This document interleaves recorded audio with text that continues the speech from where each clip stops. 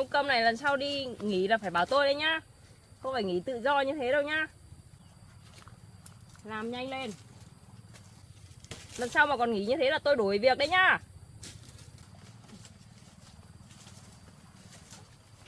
Ông làm nhanh cái tay lên. Để tí nữa còn về trên kho cái xếp cho tôi cái đống phân ở nhà. Lộn xộn hôm qua bọn nó bỏ xuống mà còn chưa có xếp. Làm nhanh lên nhá.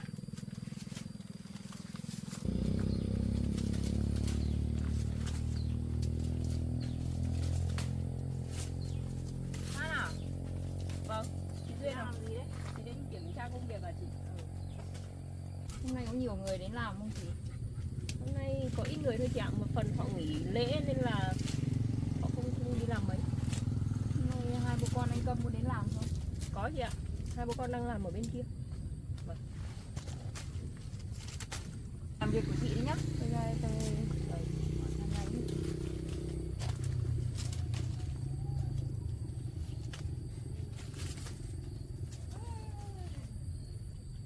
Không biết làm cái gì mà quan tâm nhau thế. Mình phải đi rình mới được.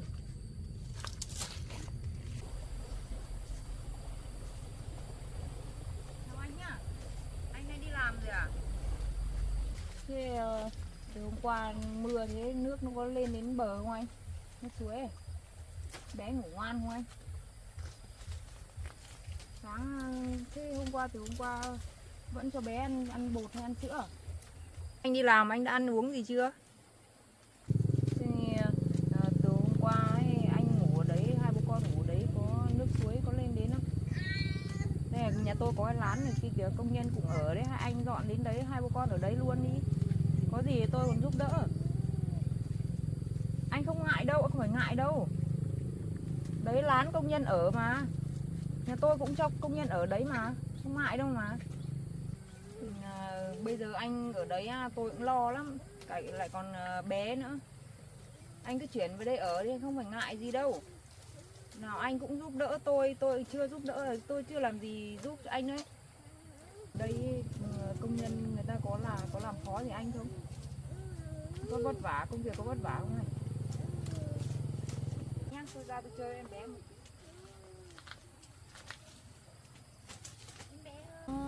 Em bé ơi, khổ thân à. Bố đi làm cho cả em đi cùng nóng nực khổ thế nhở. Nào sao đấy, em đói à? Ngoan nhá, ngoan để cho bố làm việc nhá. Ngoan để cho bố làm việc nhá. Em ơi, em ơi, ngoan đấy nhỉ, ngoan chứ nhỉ, ngoan để bố đi làm nhá, ngoan để bố đi làm nhá, nhá. Quá nhỉ, nóng quá, khổ thân này. Em bé ơi,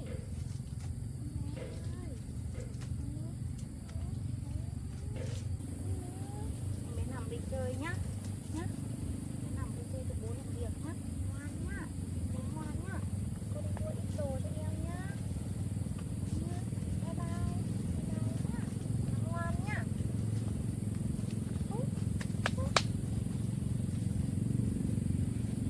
Được nhá. Tôi ra đây tôi mua ít đồ dùng cho hai bố con nhá. Không, anh không phải ngại đâu, tôi mua ít đồ thôi, không có gì cả. Không, anh cứ để tôi.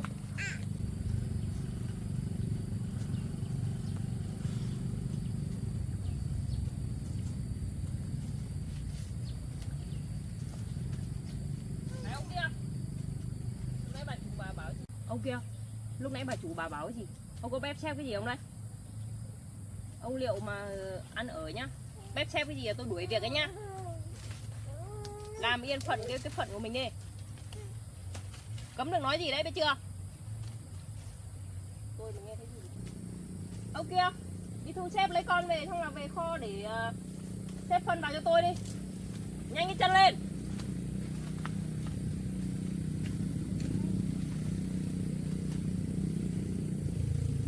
Ông buộc điều nhanh lên để tôi hộ cõng lên. Nhanh cái tay lên.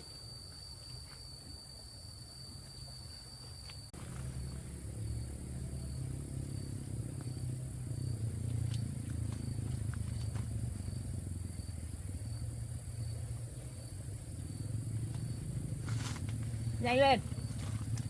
Tí nữa tối hết giờ rồi.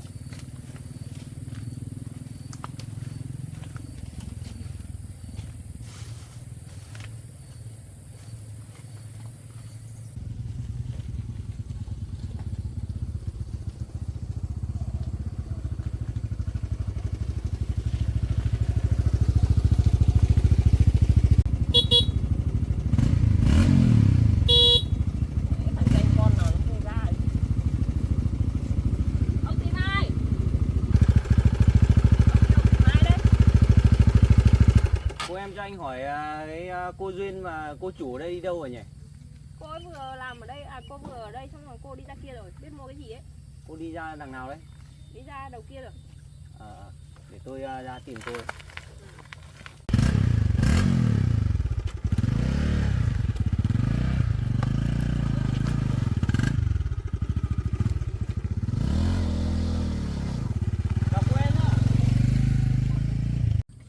Mẹ cái thằng đã ngủ ngáo bắt nháo rồi, người ta đã không thích rồi vẫn cố tình mò đi theo cô chủ mình làm gì. Nghĩ cũng khổ cho cô chủ của mình, xinh gái mà ông bà chủ lại thích cái thằng này thế chứ. Người chả răng ngược. Dạo này mình thấy cô chủ mình quan tâm bố con nhà thằng Câm quá. Thế này thì chắc là không ổn rồi, lại phức tạp rồi đây. Thôi việc của người ta thì kệ nó, mình đi về để chỉ cho ông kia bốc phân lại.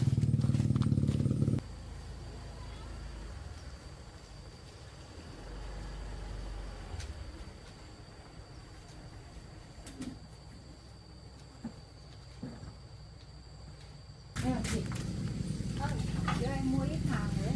Lấy gì em?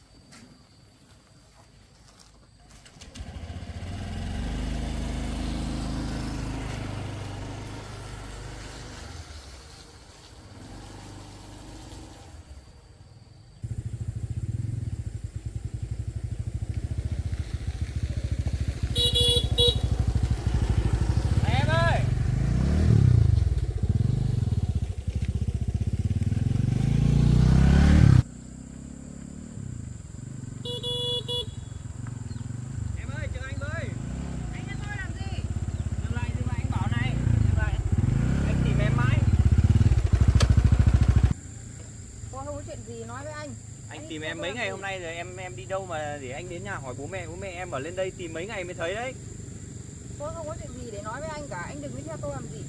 Để anh đi theo với. Anh tìm em mãi. Tôi với anh không có chuyện gì cả, anh đừng đi theo tôi làm gì cả. Em đi đâu anh cũng đi được mà, cho anh đi với. Không. Anh mất bao nhiêu công tìm em rồi. Em đi đâu để anh đưa em đi. Không, tôi tự đi được, anh không phải theo tôi làm gì cả. Nhưng mà bố mẹ đã đồng ý gả em cho anh rồi, em phải cho anh đi theo chứ. Nhưng mà tôi không thích anh. Đây lâu ngày em có người khác ở trên này rồi. Đúng rồi đấy. Nhưng mà bố mẹ đã đồng ý gả em cho anh rồi. Nhưng mà tôi không thích anh tránh ra để tôi đi. Cho anh đi theo với. Anh tránh ra đi, tránh ra để tôi đi đi. Cho anh đi theo với em ơi, cho anh đi Tránh theo ra với. đi. Tránh ra. Cho anh đi theo với em. Tránh ra đi. Anh tránh ra.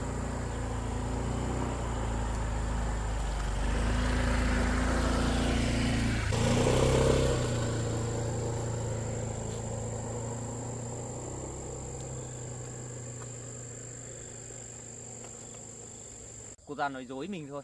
Ở đây làm gì có ai mà yêu. Mai mình lại đến tìm mới được.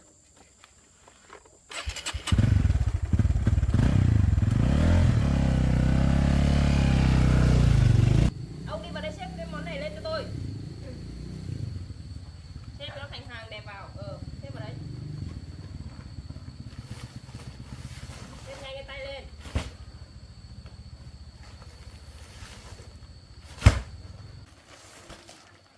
Làm nhanh cái tay lên.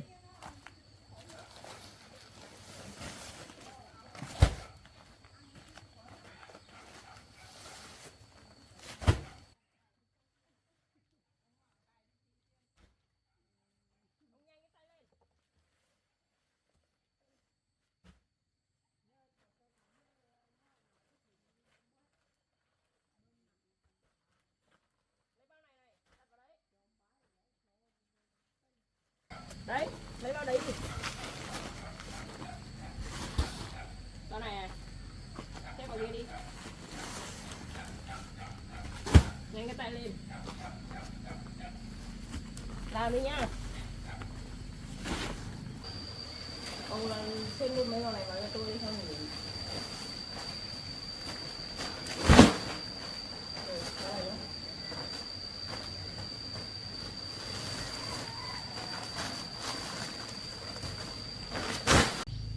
Câu của ông này mai đến làm nhá, 100.000 thôi, con nhỏ nữa mai tôi còn nhận việc ông vào làm đấy, thôi đi về đi, đừng có nghe bọn kia nói linh tinh nhá, cấm bếp xếp gì đấy, xếp vào tiết tôi cái buổi việc không cho việc làm chuyện.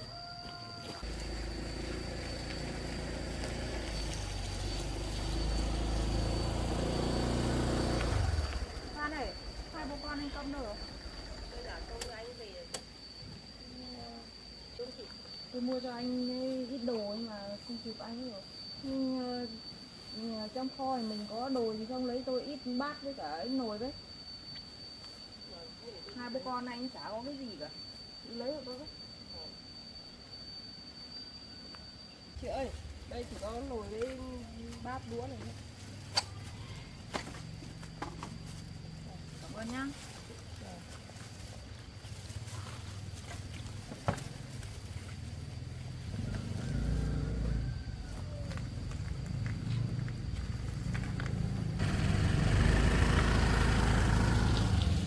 Sao mà chị mua cho bố con nhà nó lắm đồ thế nhỉ?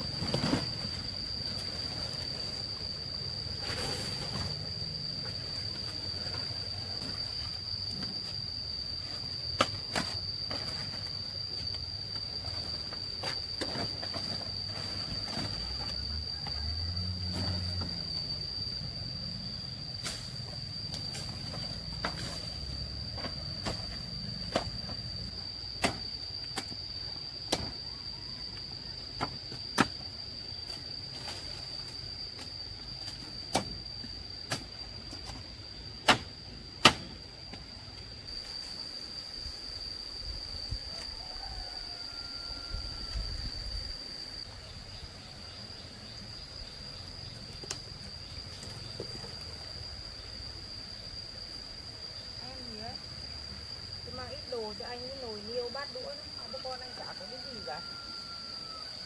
Tôm à? Tôi mang nồi với cả gạo đây đấy, tí nữa nấu cơm ăn nhá. Giờ cũng trưa rồi, tôi nấu cơm ăn cùng hai bố con anh luôn nhá.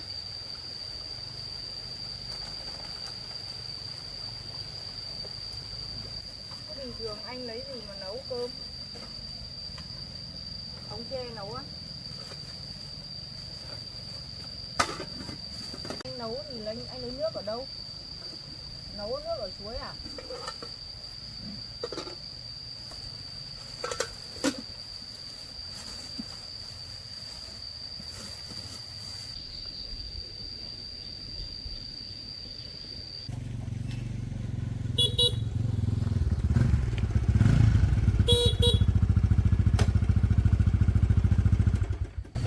Chào cô em nhá.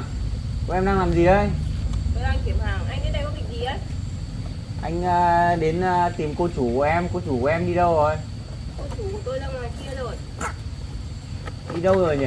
Đi ra ngoài, không biết là đi đâu, đi ra ngoài. Cô em ra đây anh nói chuyện tí được không? Tôi đang bận kiểm hàng, công ty cô chủ mắng tôi đấy. Tôi đang bận lắm, anh có việc gì nói luôn đi. Ra đây anh có việc làm ăn bàn với em tí. Không có việc gì đâu, tôi đang bận. Anh có việc gì thì anh cứ nói đi. Cô em nhìn xinh gái mà khó tính thế. Ra Anh đây có việc gì nói luôn đi. em cứ phải ra đây anh mới nói được.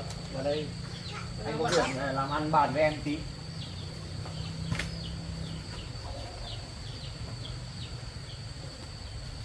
Anh gọi tôi ra đây có việc gì đấy? Cô em làm ở đây anh có việc nhờ em một tí mà. Em giúp anh việc này tí. Anh có việc gì anh nói đi.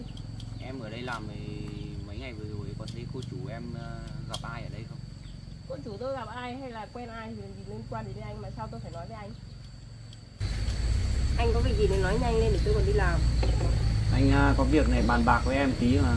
Muốn anh em mình trao đổi đôi bên có lợi mà. Có việc gì thì anh nói luôn đi. Em ở đây mấy hôm vừa rồi có thấy cô chủ của em gặp ai không? Cô chủ tôi gặp ai thì liên quan gì đến anh mà anh hỏi? Thì anh muốn hỏi thăm em, thì em ở đây em biết thì em bảo anh. Tôi không biết đâu. Cô em giúp anh sẽ trả công cho cô em. Sao tính toán thế nhỉ? Anh không để cho cô em thiệt đâu. Ở đây có gì thì bảo anh.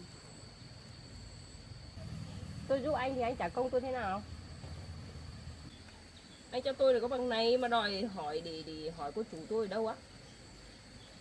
Em ở đây thấy cô chủ bảo là vừa có người yêu mới. Ở đây em có biết ai không? À, ở đây cô chủ đang đi giúp hai bố con thằng Câm ở ngoài kia anh ạ.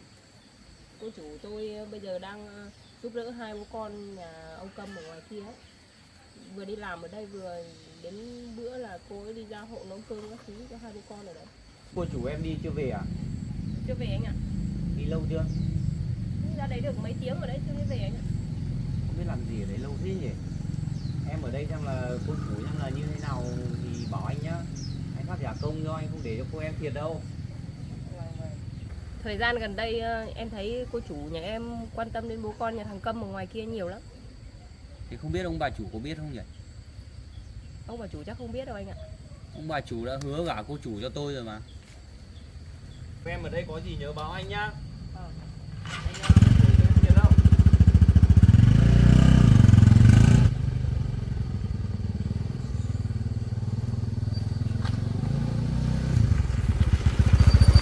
Úi giời, hôm nay kiếm được bánh ngon đấy. Có cái thằng ngu nó mang tiền về cho mình. Ngon đấy. Tự nhiên lại có thằng mang tiền đến cho mình. May quá mình đang ghét thằng Câm sẵn. Ngon đấy. Lâu chưa anh? Cởi xuống đi. Nóng lắm. Sống này nóng lắm.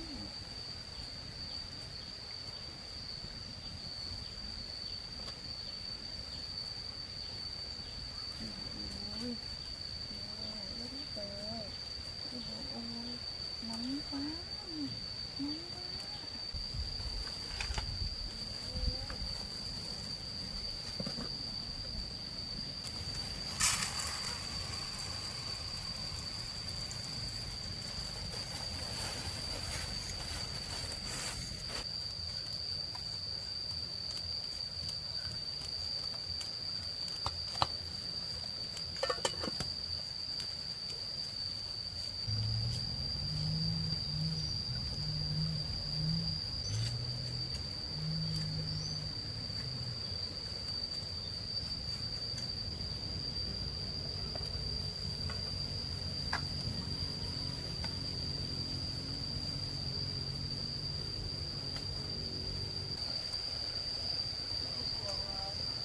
gạo thì anh hai bố con anh ăn mì tôm thôi à? Ăn mì tôm làm sao mà có sức đi làm? Đi mua em bé không có quấy không? Nó ngoan đi. Ngoan nè. Ngoan thế. Ngoan thế. Ngoan thế. Mới vậy à? Mới vậy á?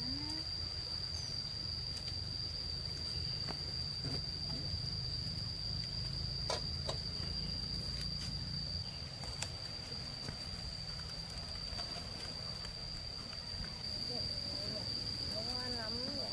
Anh ơi, trông cháu đi để tôi sang nồi cơm cho.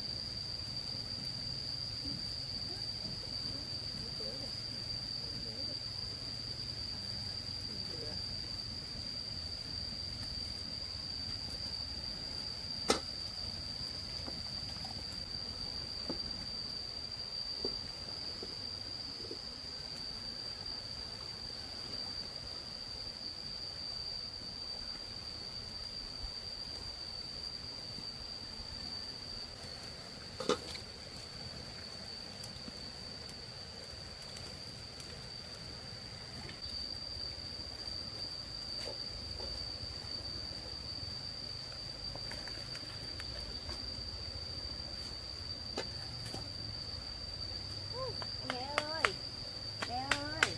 À, à.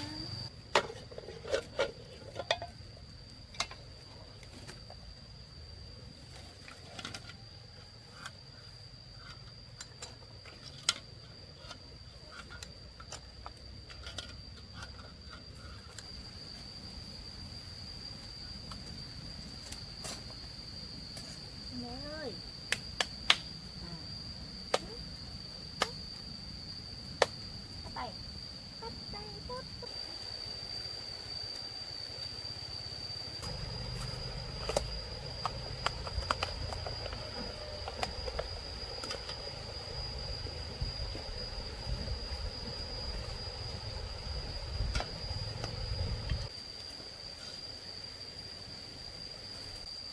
Anh ơi, vào ăn cơm đi. Cơm chín hết rồi.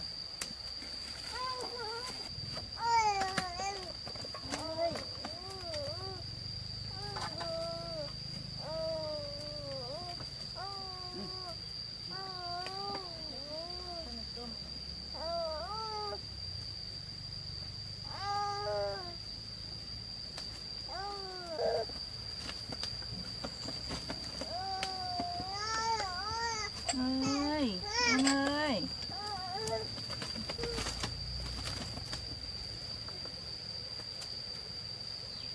Em bé ăn bột à?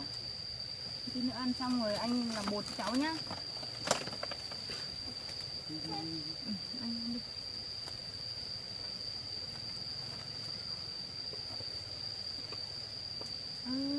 Em bé đói á.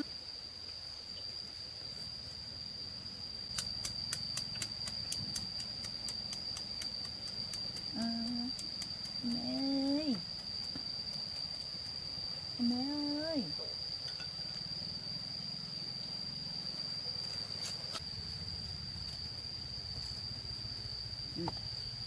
Tôi cảm ơn nhá. Anh ăn đi. Khổ thân con thì bé. Đây anh ăn đi.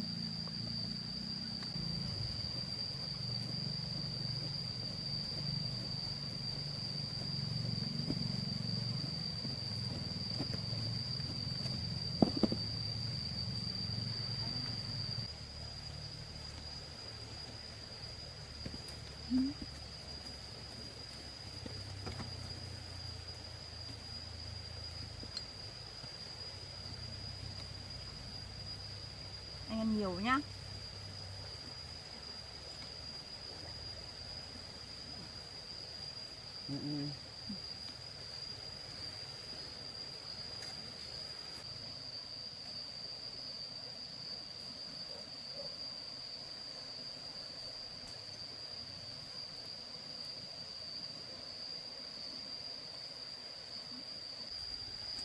Em bé ăn nhá.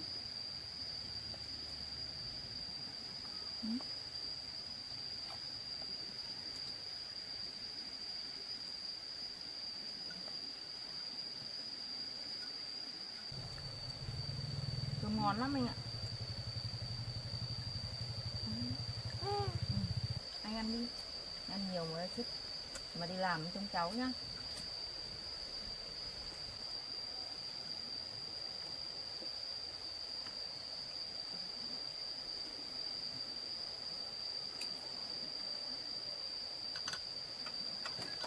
Chưa ăn xong rồi, cho cháu này tôi đi được. Anh ăn đi.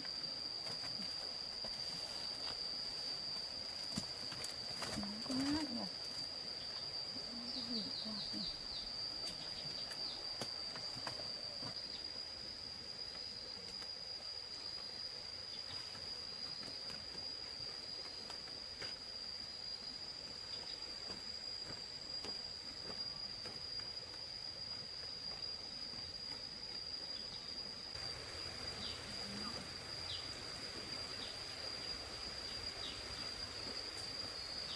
Anh xong rồi à? Anh nữa đi. Nữa đi để có sức mà trông cháu đi làm nữa.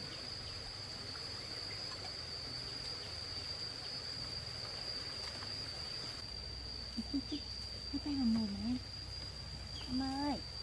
À, đây mà. Ôi dồi. Em. Đây mà. À,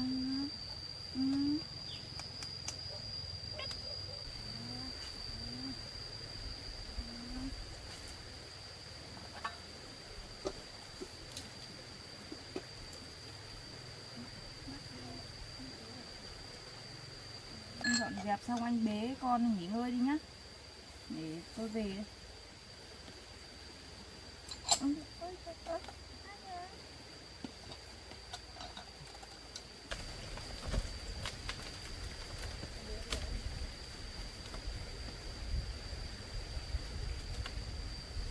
Mai anh lại đến làm nhá. Tôi về hôm nào mà tôi rảnh tôi lại qua thăm hai bố con nhá. Hôm nào tôi rảnh tôi thăm nhá. Tôi chơi con nhá. Bye bye nhá. Anh nghỉ đi nhá. Chào anh nhá. Chào hai bố con nhá.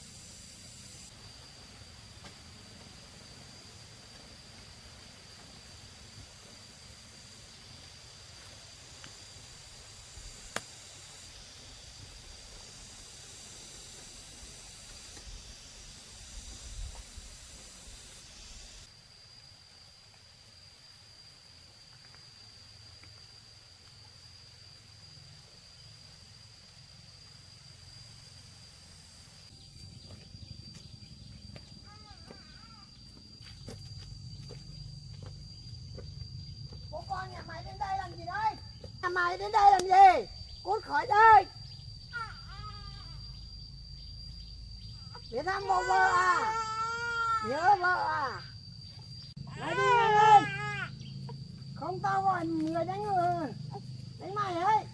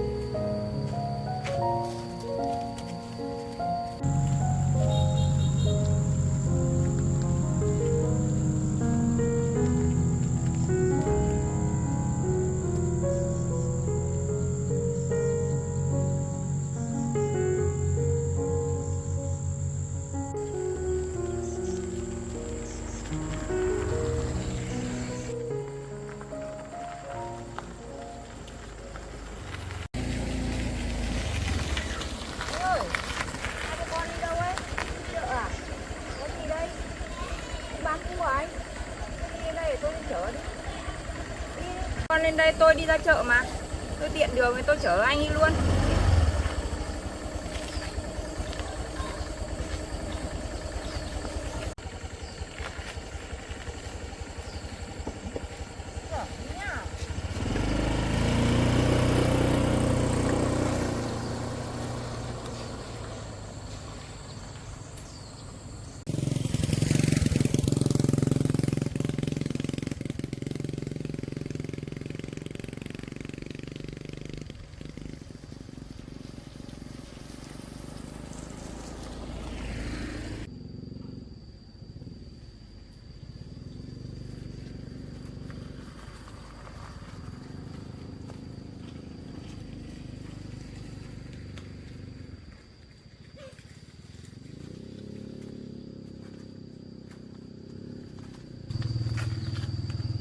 Không biết hai người kia chở nhau đi đâu nhỉ? Mình phải gọi báo cáo thằng kia để lấy một ít tiền của nó mới được.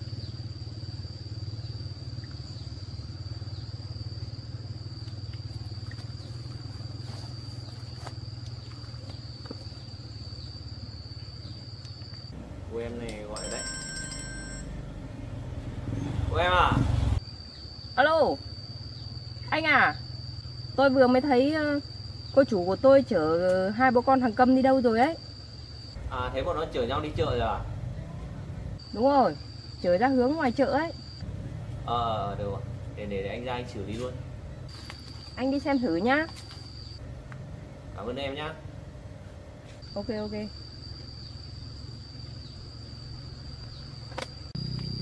Không biết cái thằng này nó định làm gì nhỉ? Thôi, mình cứ gọi báo cáo nó để lấy tiền là được. Còn việc gì kệ mẹ mà nó. Mình phải gọi mấy thằng em đến xử lý luôn mới được. Không thể để cái này được. Hai thằng mày ở đâu ấy? Đến ngay nhanh có việc nhá. Đến luôn. Anh đang có việc nhá.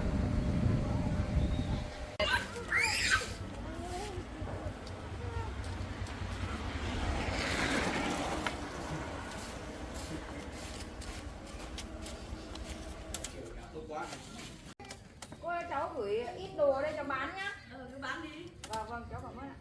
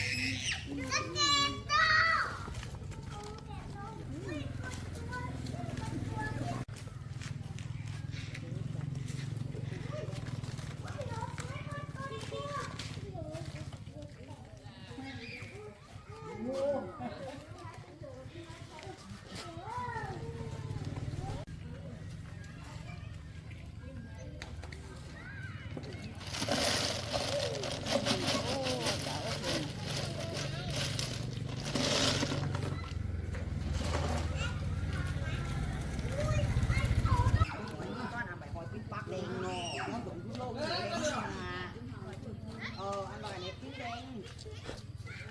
Nó có cái đứa nó bảo là chị ơi cái loại ốc không có mồm không lưới đâu. Cái loại ốc có mồm cơ. Cái loại có mồm không lưới đâu nha. Cái loại này không.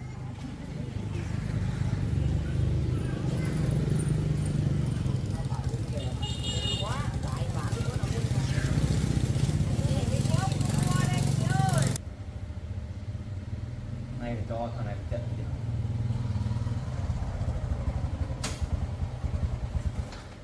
Đi ra anh. Hai anh em vào đây anh có việc nhờ tí. Ngồi lên. Tình hình là có hai đứa nó đang bán hàng ở bên kia. Nhờ hai thằng này là đi ra xử lý nó hộ anh gái. Ra đuổi nó đi nhá, không cho nó bán hàng đấy nhá. Đi về xong là tí anh khác trả công của mày sau. Hút thuốc xong đi luôn nhá. Xử lý luôn đi.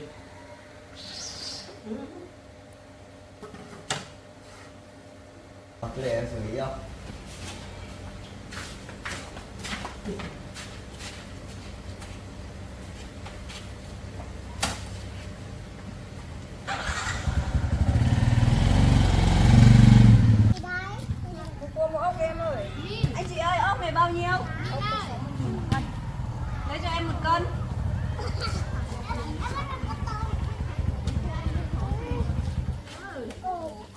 cho mày bán hàng đây.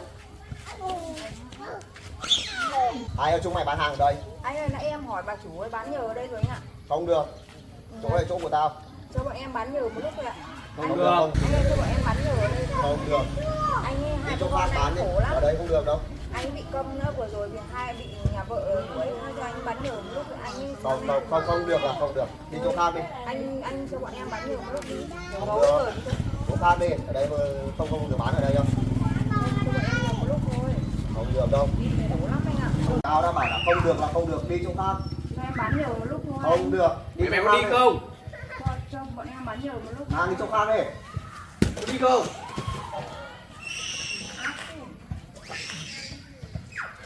Thế để bọn em đi ạ.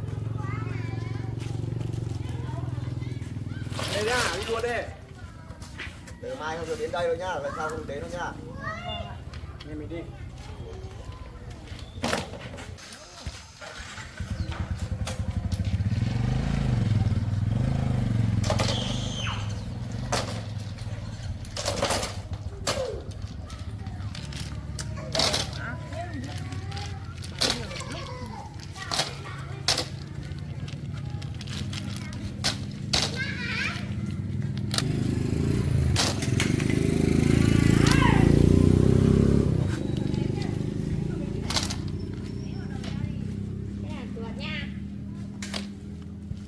Em ơi, cái bóng.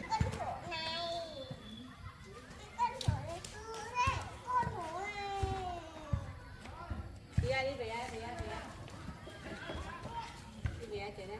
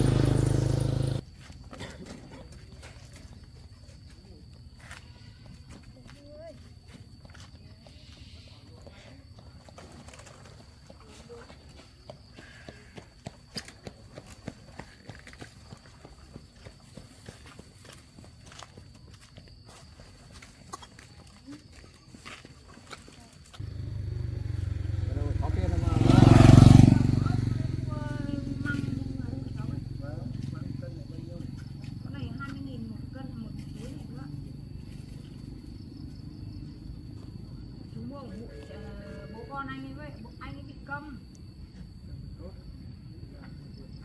Dạ, chú lấy măng ạ? Chú lấy một túi ạ? Món mà cho ăn ngon đấy nhỉ. Vâng, măng non lắm chú ạ. Quá non luôn đấy. Lại một cân. Cháu cảm ơn ạ. Cua này là béo rồi đấy. Cua béo lắm, cháu có cả ốc đấy ạ. Bác mua cua hả bác? Vâng, một cua nhá. Ủa, bố con anh đi ạ. Mua Cháu mua hết hay hết à? Mua Cháu mua hết ạ. Vâng. Cái này 100.000 bác ạ. Rồi, chồng. Rồi. Đây là Đây, đây. Rồi. Rồi. Cảm ơn bác ạ. Sai. Rồi, nha. Đó. Chị ơi, mua măng đi chị. Chào bé nhá.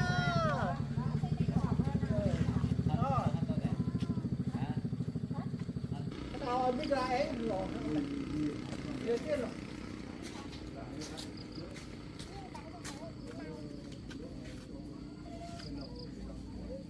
Mua băng đấy.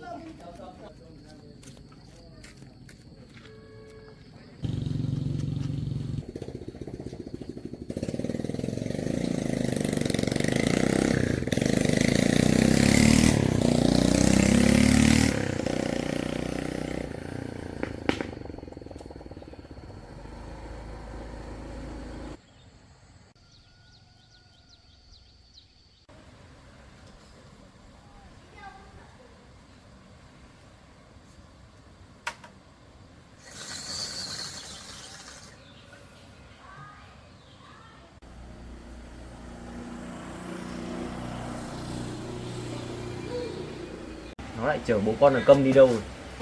Mình phải đi xem là đi đâu mới được.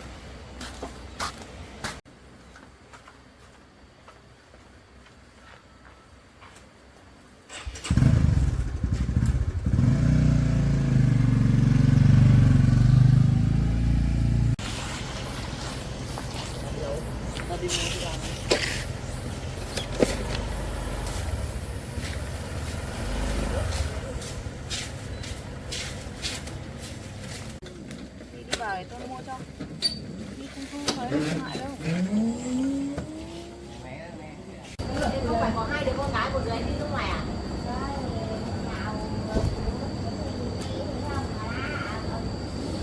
Bảo tôi kìa.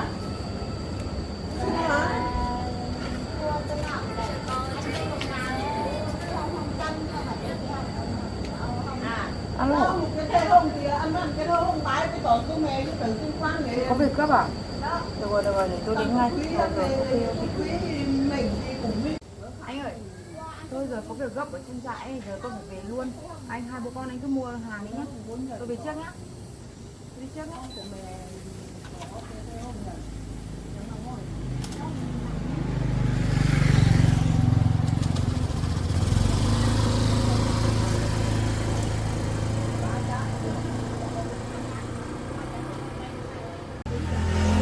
Anh lấy gì ạ? Lấy bao nhiêu quả? 10 quả.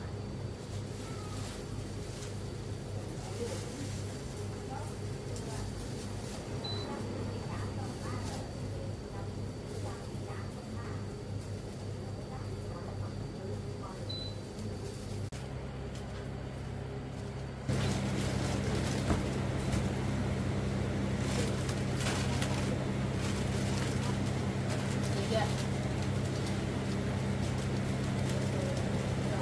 30.000, 12.000, 16.000, 16 đến 15 là 31. 31 của anh 61.000 này, anh 60.000.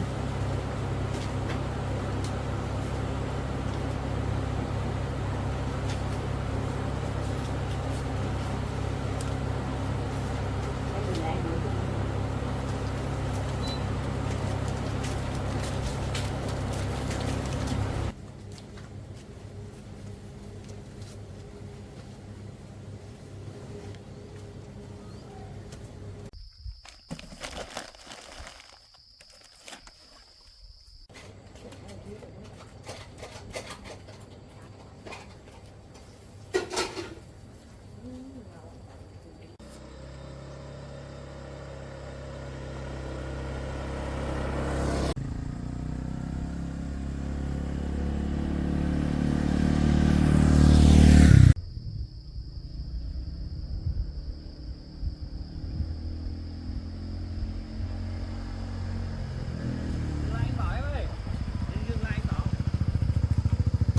Anh đi theo tôi làm cái gì? Anh đi tìm em mấy ngày hôm nay rồi, hôm nay mới thấy đấy. Vừa nãy thấy em chở bố con Câm đi đâu ấy. Tôi đi đâu thì liên quan gì đến anh đâu mà anh theo tôi làm cái gì? Cũng em, bố mẹ em đã hứa gả em cho anh rồi, sao em lại đi chở người khác thế, chở người đàn ông khác thế? Nhưng mà tôi không thích anh. Phải tại bố con Câm kia mà em không thích anh không? Đúng rồi đấy, tôi thích ông đấy đấy. Bố con nói có gì hơn anh à? Mà em lại bỏ anh đi theo nó. Bố con nó vừa Câm lại nghèo nữa, nó có gì hơn anh? Sao em lại bỏ anh đi theo nó? Cầm nhưng mà anh ấy tốt tính không có như anh đâu. Không được đâu, bây giờ bố em đã đồng ý gả cho anh rồi. Bố mẹ em đồng ý hết rồi, em không làm thế được. Bố mẹ tôi đồng ý chứ tôi không đồng ý. Anh đừng có theo tôi nữa. Anh tránh ra để tôi đi. Nếu mà em còn cố tình đi theo bố con thằng đấy, anh không để cho bố con nó yên đâu. Anh và hai bố con anh ấy tôi không bỏ qua cho anh đâu đấy. Em không bỏ qua thì em định làm gì? Sao lại vì bố con thằng Câm mà em lại đối xử với anh như thế? Anh tránh ra tôi đi đi. Không đi được. Anh tránh ra để tôi đi đi. Tôi không có thời gian để tránh ra Anh đây. không cho em đi đâu. Nào, bỏ chìa khóa đây. Giá tôi chìa khóa nhanh lên. Chìa khóa đi cho tôi nhanh lên. Không được đâu, bây giờ em phải đi cùng anh về để nói chuyện với bố mẹ em Không, cho rõ ràng. trả chìa khóa đi cho tôi. Anh không giả đâu. Anh trả chìa khóa đi cho tôi nhanh lên. Không được đâu, hôm nay em phải về cùng anh mới được. Nhanh. Anh không giả đâu. Để tôi còn đi có việc nhanh lên. Không. Tôi nhanh lên. Anh không giả đâu. Nhanh lên. Trả Không chìa được khóa đâu, đi không cho được tôi. đâu. Trả chìa Không khóa. được đâu. Em ơi, có sao không? Em có làm sao không? Ngồi lên đây. Anh bỏ tôi ra. Ngồi lên đây. Lên anh đưa về. Lên, Anh anh chạy đưa ra về. đi. Lên, Anh đưa chạy về. ra tôi đánh ở anh đấy. Thế em không cần anh giúp thì anh đi trước nhá.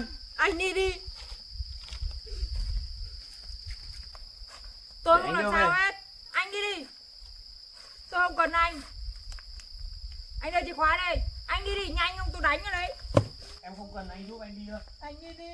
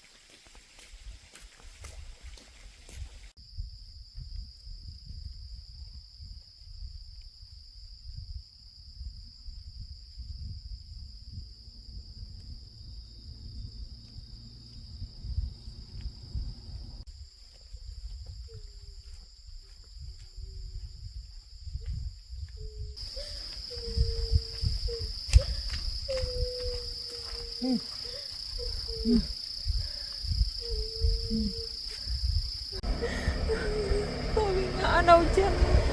Tôi không đi được.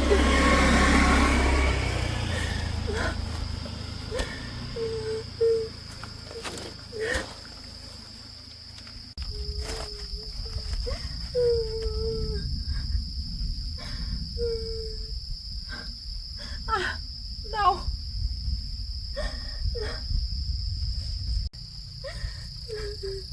Tôi đau lắm.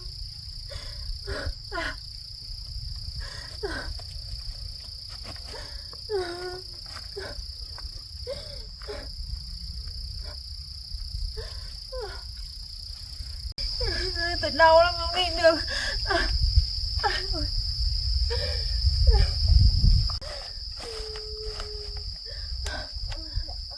Anh có đi được xe không? Thế thì làm thế nào?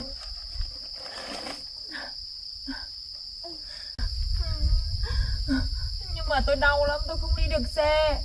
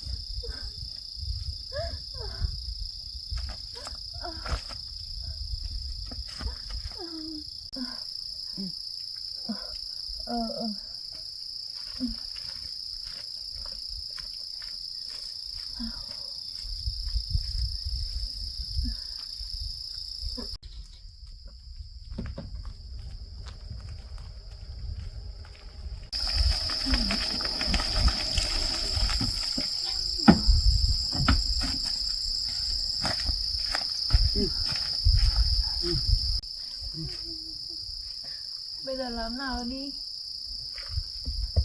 Anh có dắt được không? Làm nào lên? Anh có dắt được không? Xe với người nặng lắm đấy.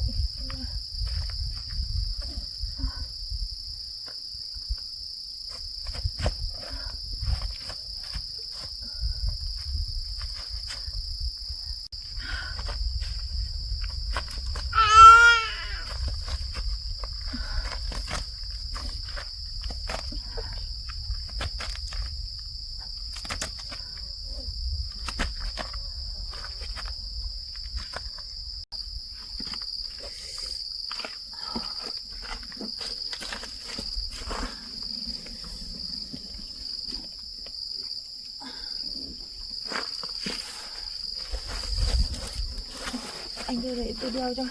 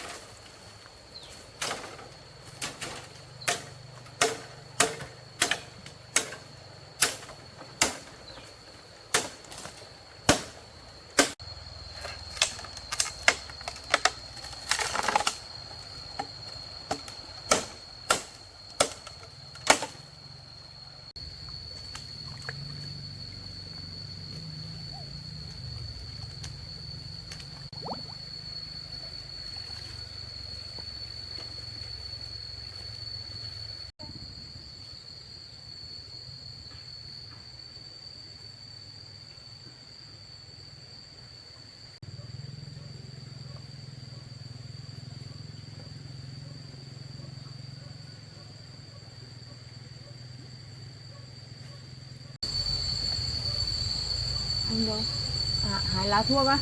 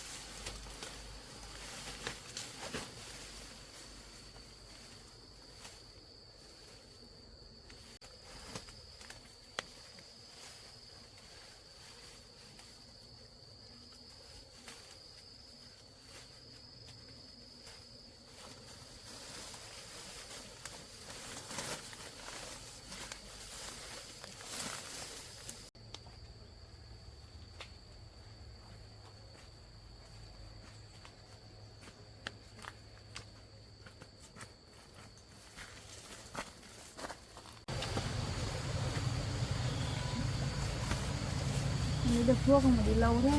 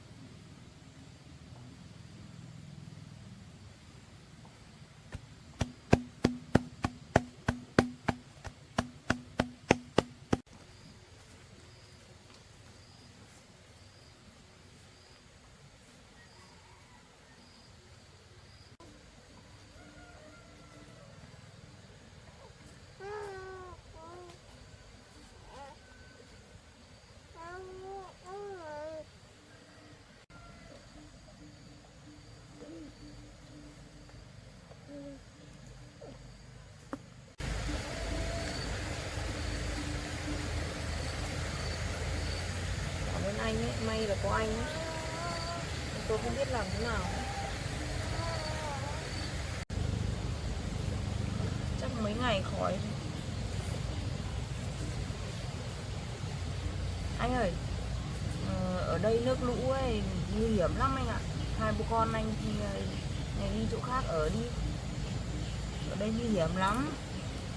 Mưa gió đây, nước lên tận gần lán rồi đấy. Giờ cũng sắp muộn rồi, tôi cũng phải đi về. Hai bố con anh còn nghỉ.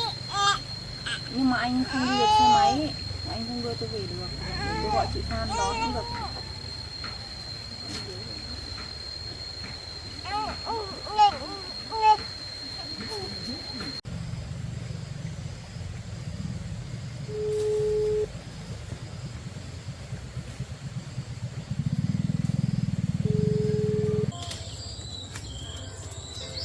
Biết ai gọi mình giờ này.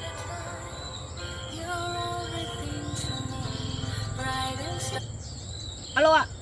Alo, chị Phan à? Chị gọi em có việc gì đấy? Chị đang ở đâu ấy? Tôi bị đau chân ấy. Chị có ra đón tôi được không? Chị đang ở đâu ạ? Tôi đang ở chỗ lán hai bố con anh Câm. Vâng, thế để em sang em đón chị nhá. Đón tôi luôn nhá. Ra luôn nhá. Chị chờ em ở đấy nhá. Vâng. Là tôi tìm chỗ khác cho hai bố con anh ở nhá. Chứ ở đây nguy hiểm lắm anh ạ. Anh không phải ngại đâu, anh giúp tôi bao nhiêu lần rồi. Nhá.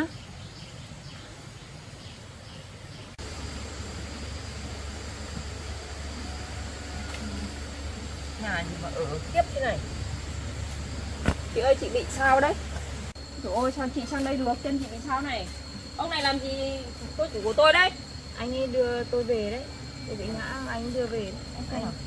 Anh ấy bọc thuốc cho tôi rồi. Chị ngã ở đâu mà đau thế? Tôi đi đường bị thằng nó nhân nháo ấy, nó làm tôi ngã đấy. Thế làm sao mà chị sang đến đây được? Tôi đi chợ nhưng mà bị ngã, xong hai bố con anh Câm như anh cũng đi chợ về thì anh mới thấy thì anh dìu tôi về đây. Hai bố con này không tin được đâu, chị phải cẩn thận đấy nhá. Không đi theo nhiều được đâu. Thôi đây, để bây giờ em đưa chị về nhá. Đỡ chị về. Chị đi được không? Chào anh nhá. Tạm biệt nhá. Cảm ơn anh nhá.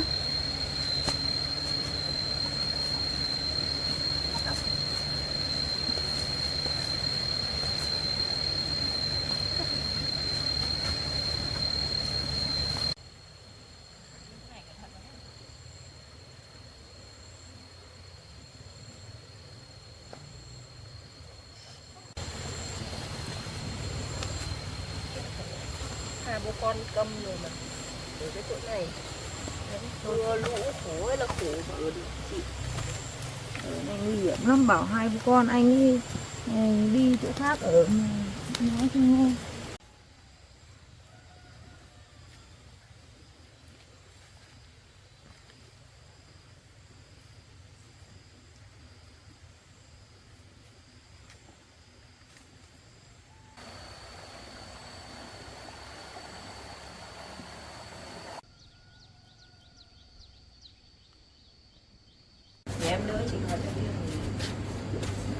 Chị có đau lắm không?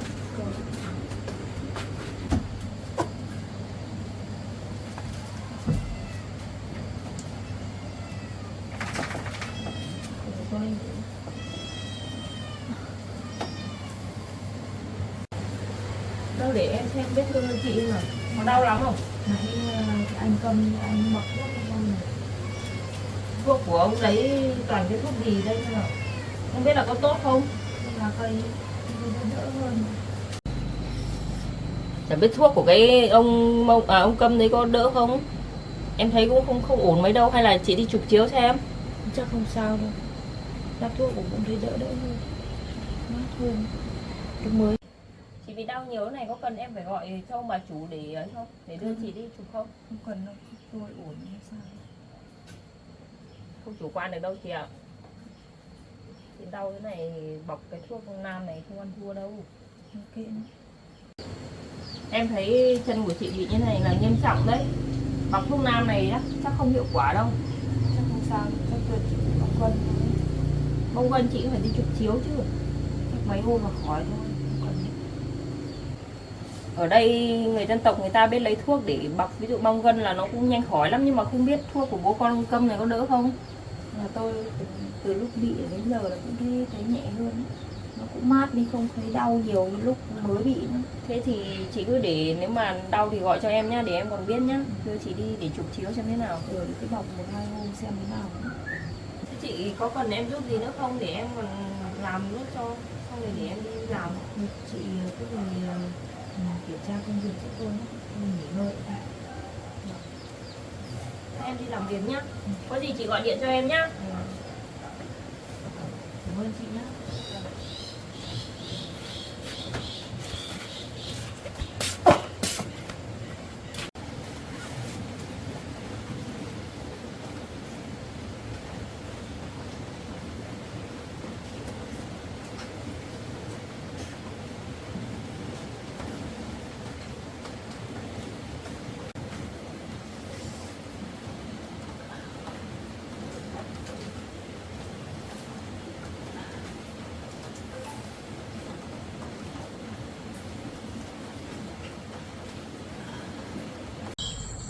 Cô chủ mình bị đau chân nặng như thế, mình phải gọi báo cho thằng kia để nó đến thăm thì mình lấy tiền của nó mới được.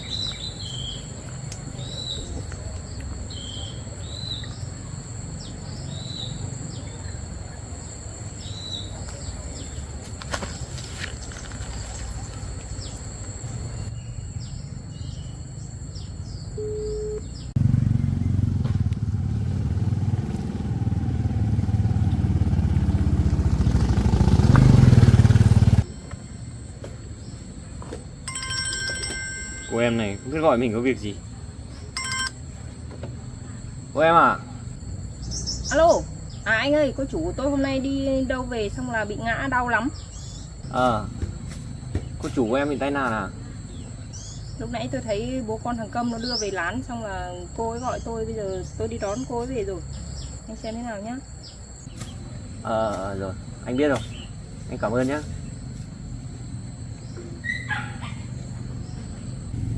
Chắc mình phải đi thăm cô ấy mới được, xem tai nạn có nặng không.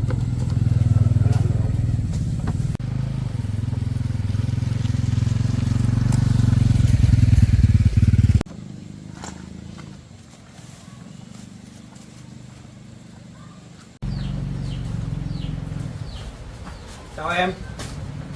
Em bị ngã có đau lắm không? Vác mặt đến đây làm gì? Tôi không muốn nhìn thấy mặt anh nữa. Anh đi đi. Hôm nào không anh đến đây làm gì? Anh biết em bị ngã, anh đến thăm em mà. Anh thấy lo quá, anh qua xem em thế nào. Anh mua cho em ít sữa với ít đồ ăn này. Tôi không cần đâu, anh mang về đi. Em để đây ăn để cho nó nhanh khỏi. Tại anh mà tôi bị đau đấy. Lúc em bị ngã xong anh bảo là để anh đưa về thì không cho đưa. Tôi không cần. Tôi thà bị đau còn hơn là cho anh đưa về. Thế bây giờ em đã đỡ chưa? Tôi không làm sao hết. Anh mua cho em ít sữa với lại bánh kẹo để em ăn cho. Em cố gắng ăn vào cho nó nhanh khỏi. Hôm qua em bị ngã xong là ai đưa em về? Ai đưa thì anh hỏi làm gì? Lại bố con là Câm đưa về phải không? Sao anh biết? Anh thấy có người bảo thế. bảo cho anh đưa về không cho, cứ phải bố con thằng Câm đưa về mới được. Để anh lấy sữa cho em uống nhá. Tôi không cần đâu. Em uống nhanh vào đi cho nó khỏi nhanh. Không, tôi không uống. Uống đi. Không. Em không uống thì anh uống. Bảo uống thì không chịu. Uống xong anh đi về đi. Sao em cứ đuổi anh nhỉ? Uống xong anh đi về đi. Anh càng ở đây tôi càng ghét anh ấy. Em càng ghét anh càng đến. Bây giờ anh đi về, ngày mai anh lại đến thăm em. Anh không cần phải đến nữa. Anh đi luôn đi. Em còn qua lại bố con thằng Câm là anh không để yên cho bố con nó đâu. Anh thử động vào hai con anh ấy xem. Sao bố mẹ mình lại còn thích được cái người như thế cơ chứ?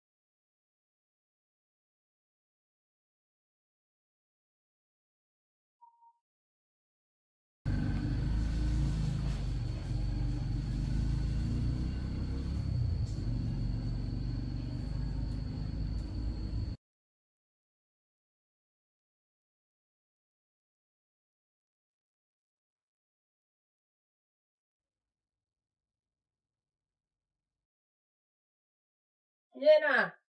Vâng à? Lên chị đỡ tí nào chưa? Tôi đỡ hơn rồi. Vẫn bằng thuốc của bố con anh Tâm đấy à? Đúng rồi. À, hôm nay cũng sưng mấy rồi chị ạ. Ừ. Đỡ hơn. Vâng. Chị đỡ đỡ rồi thì em đi làm nhé. Hôm nay tiện đi qua đi làm mà em vào thăm chị tí. Ừ. Tôi đau chân tôi không đi làm được thì cô giúp tôi đấy xem trang trại anh công nhân nhá. Chị đi làm thì hai bố con anh Công có cần giúp đỡ gì thì giúp đỡ anh nhé. Vâng. Em đi làm nhé. Ừ. Chị nghỉ đi nhé.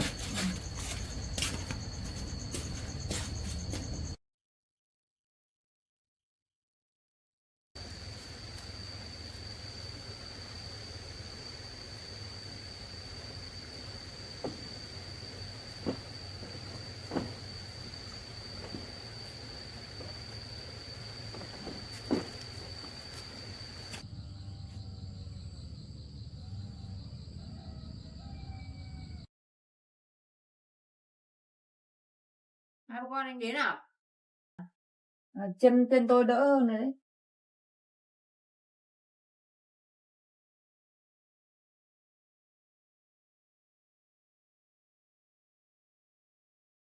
Anh lấy thuốc đến cho tôi à? Đưa đứa bé đây.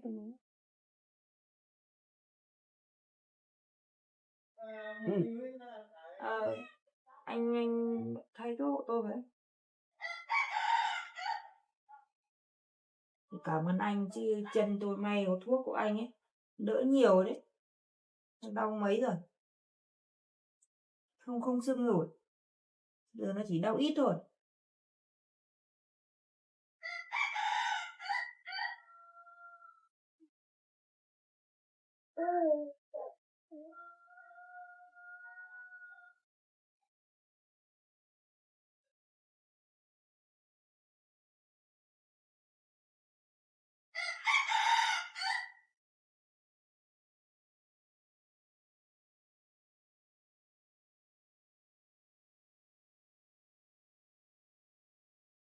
Thế hai bố con anh đi làm ăn uống gì chưa? Anh ăn rồi à? Em bé cũng ăn rồi à?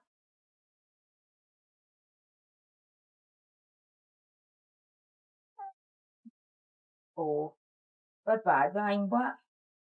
Ta phải đi lấy thuốc cho tôi lại còn cõng vào con đi làm nữa.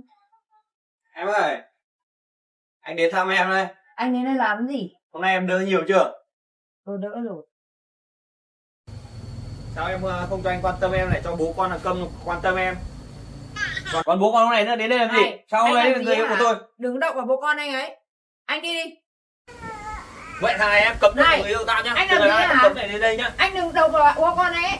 Anh đi đi, anh cút đi luôn đi. Đừng bao giờ đến đây nữa nhá. Vậy thằng này nhớ mặt tao đấy. Anh luôn đi, đi luôn đi. Cái thằng đấy bố mẹ tôi thích nó cứ gán ghép cho tôi ấy, nhưng mà tôi không thích, tôi ghét nó lắm ấy. Anh đi làm à? Ok, anh đi làm.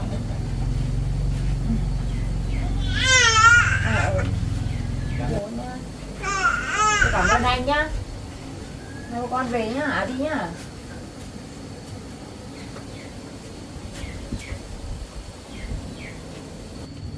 Khổ thân hai bố con anh ấy vất vả mình nhiều quá, mình chả giúp được cái gì cả.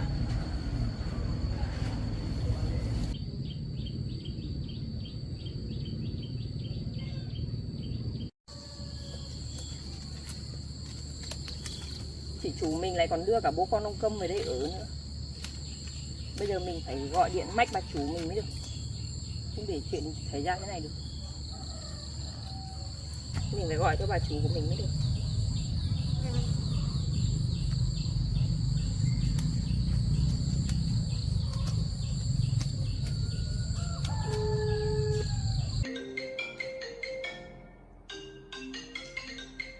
Ai lại gọi cái giờ này? Alo. Alo, bà chủ ạ? Chị Phan à? Vâng ạ. Tôi là Phan ạ, quản lý của trang trại nhà mình đấy ạ. Vâng, tôi đây chị, tình hình thế nào? Vâng, vâng, hôm nay tôi gọi cho bà chủ có một việc như thế này ạ. Chị kể tôi nghe xem nào. Tôi thấy cô chủ nhà mình lên trên quê quản lý trang trại này ấy, thì thấy như kiểu là có tình cảm với bố con nhà anh Câm ở trên này ạ. Thế cơ à? Thôi chết. Không biết là nhà này tốt xấu thế nào ạ. Hôm nọ tôi thấy mọi người nói là ông này còn bị mẹ vợ đuổi đi nữa cơ ạ. Hôm nọ tôi còn thấy cô chủ đưa cả tiền cho ông Câm này nữa cơ. Lại còn thế nữa. Chị theo dõi tình hình sát chúng tôi nhá. Chị theo dõi tình hình xem như nào là thông tin kịp thời cho tôi đấy. Vâng, vâng, vâng. Hôm nay tôi gọi điện báo cáo cho bà chủ để cho bà chủ xem, gọi nói chuyện với cô chủ xem thế nào nhé. Rồi. Làm tốt sẽ có hưởng, chị nhớ chưa? Vâng, vâng, vâng. Có gì tôi sẽ gọi báo cáo cho bà chủ ạ. Vâng, vâng, vâng, vâng. Tôi chào bà chủ nhé.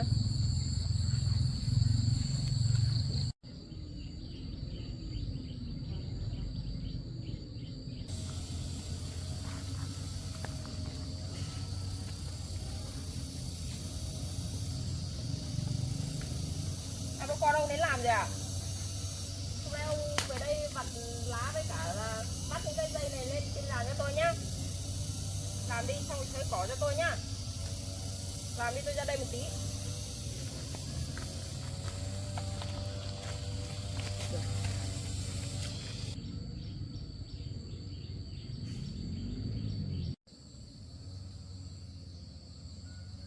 Đánh sọc trơn đi, tháo con cuối cùng. Sọc trơn đấy.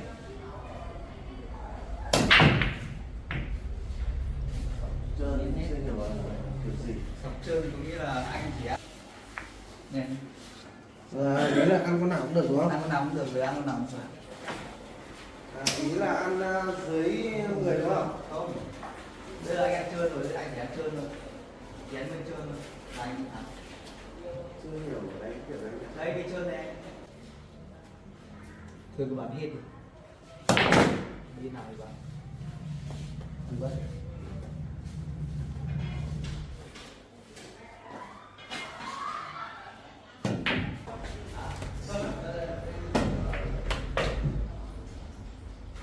Chú ai nữa à?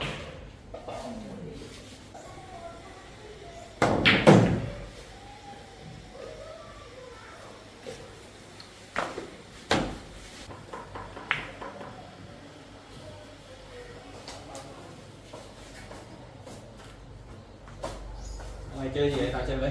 Bà này nốt bà này là nhá. Còn lâu không đây? Đang sao rồi? Sao tao nhìn mày trả lời đi. Nghe nói mày có con người yêu bị thằng cơm mất à? Tao chả hiểu lý do gì mà tao điều kiện nó lại không thích tao. Mày đang có cách nào của tao với? Chắc mày sống không tốt thì nó không thích mày thôi.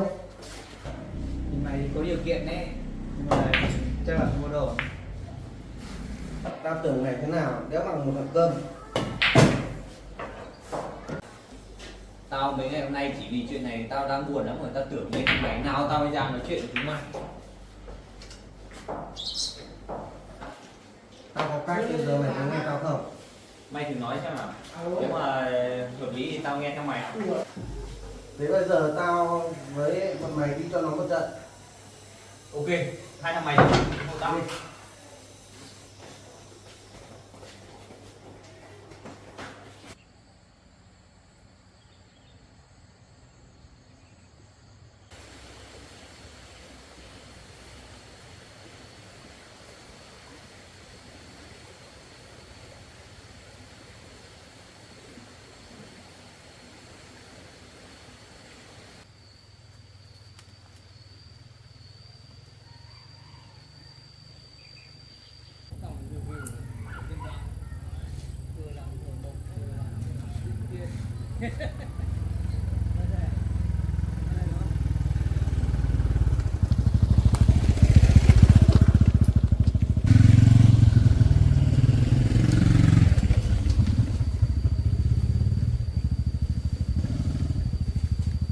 Thế mày không biết chỗ à?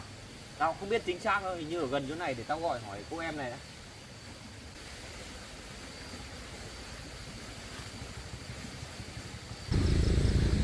Con này gọi mình có việc gì đấy nhỉ? Alo, Cô em à? anh gọi tôi có việc gì đấy?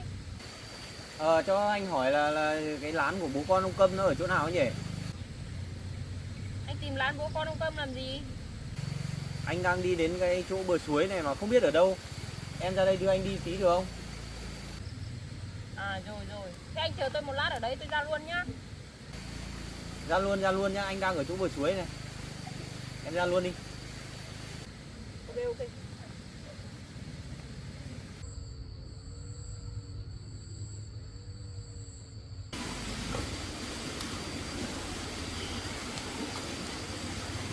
Anh tìm lán anh Tâm có việc gì mà đông người thế này?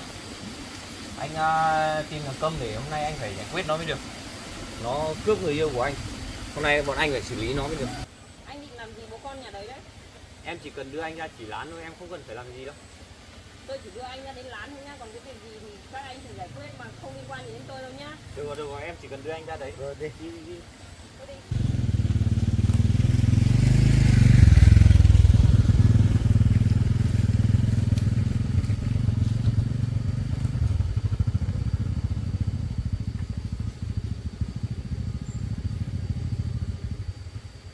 Ở đâu ấy? Các anh phải để xe ở đây rồi, ở đây không đi xe máy được đâu. Lán nó ở ngay bên kia kìa.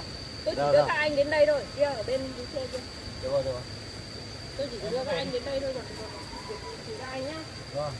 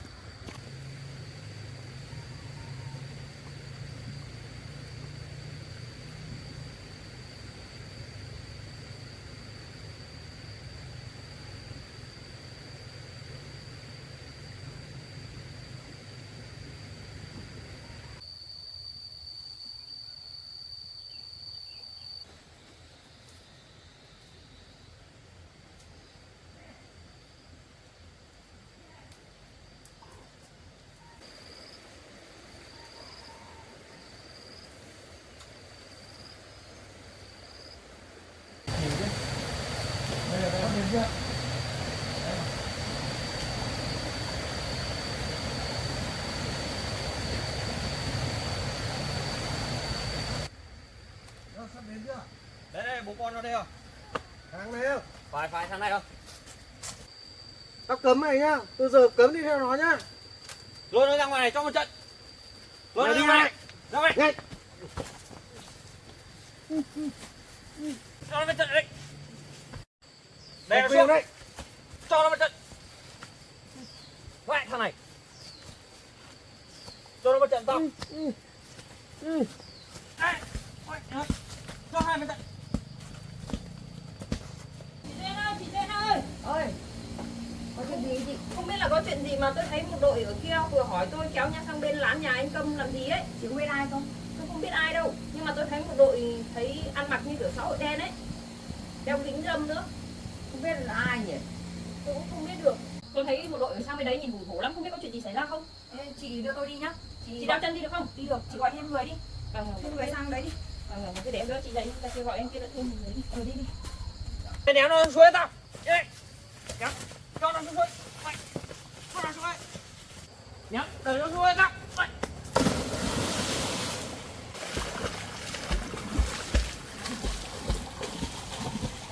Tao phá lá cho tao. Phá hết đi. Mày phá hết đi cho tao. Vứt hết đi. Có cái đồ thì vứt hết.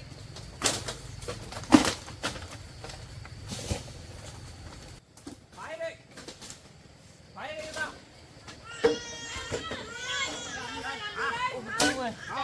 Phá lái cho người ta này. Mấy ông kia. Đứng lại. Ai phá lái cho người ta này. Hả?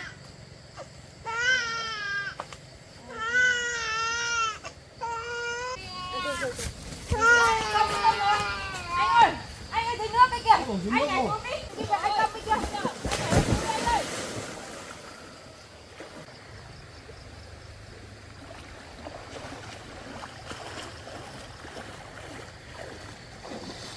Chị Pha đây, chị nhặt hết đồ vào cho anh ấy đi. Có đồ gì nhặt hết cho vào sọt đi, xong mà mang đi đi. Lán này phá hỏng hết rồi đâu. Mình sẽ không ở được nữa rồi.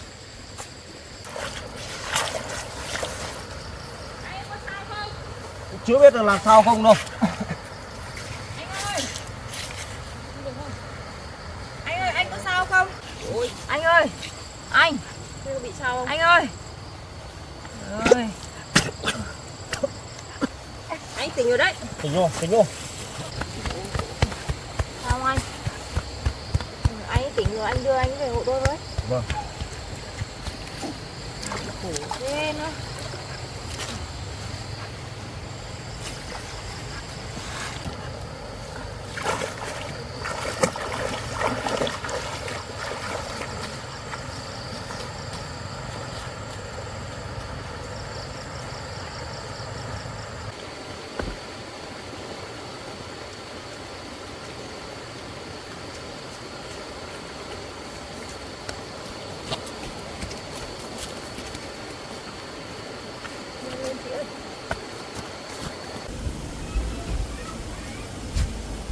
Anh ơi, đưa vào đặt vào giường đi.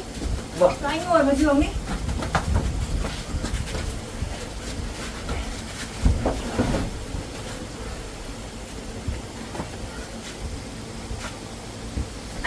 Anh ấy ướt hết rồi, anh có quần áo nào không cho anh mượn bộ này anh thay? Có để tôi chạy để tôi lấy cho. Vâng, anh chạy về lấy em lấy. Anh ơi, anh tỉnh hẳn chưa? Anh có mệt lắm không? Có mệt lắm không? Quần Thì áo đây anh. chị thay quần áo cho anh ấy hộ tôi với nhá. Này, em cảm ơn anh nhá. Chả có gì cảm ơn đâu, nó anh ấy vừa giúp con tôi. À thế ạ. Vâng. Vâng. Thôi tôi xin phép tôi về đây. Vâng. Cảm ơn anh nhá. Cảm Vâng. ơn anh nhá.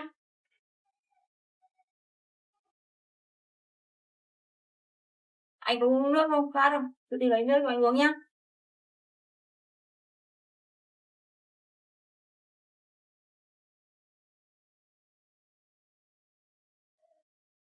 Anh nước đi. Bây giờ cũng tối rồi ấy. Lán người ta phá hết rồi thì hai bố con ở tạm đây nhá. Ở đây thì công nhân ở đây mà không phải ngại đâu. Anh uống nước đi. Anh uống nước đi cho ấm. Bây giờ anh ấy cũng khỏe khỏe rồi thì chị bế cái cún đi, không để em đi về nhé, nó muộn rồi ấy.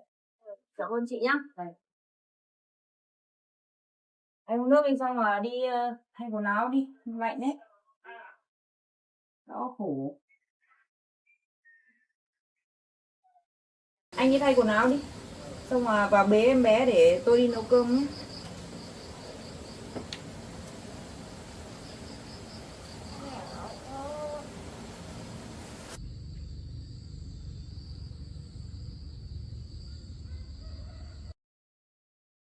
Không được rồi, bây giờ cô chủ mình lại còn đưa cả bố con thằng Câm về đây ở rồi. Mình phải gọi điện báo cáo bà chủ để bà chủ tăng lương cho mình mới được.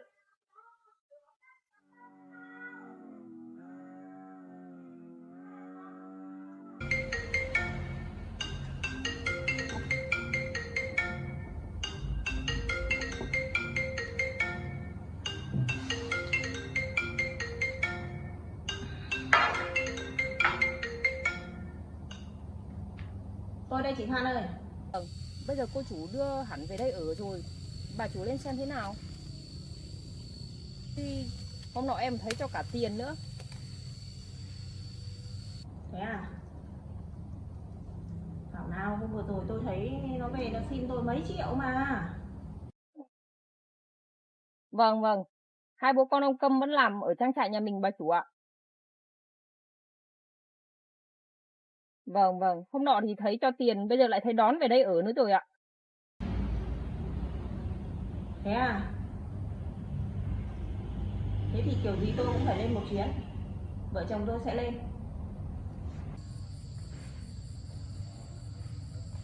Ngồi đây uống nước đi anh ơi. Em về đâu chưa? Em về một lúc. Em quá. Anh uống nước đi. Không thì có cái việc này quan trọng lắm, em bàn với anh một tí. Việc gì thế? Uống nước đi vậy.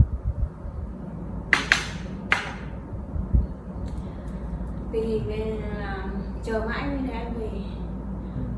Cái chị quản lý ở trên trang trại ấy, chị gọi điện cho em mấy lần rồi. Chị mách với em về cái tình hình con gái mình ở trên này. Lại có chuyện gì à? Nó đấy nó phát sinh tình cảm với cái thằng làm giúp việc cho nhà mình ấy.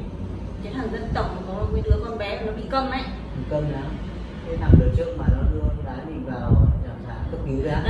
Đấy trường hợp đấy. Sao rồi? Bây giờ là nghe đâu là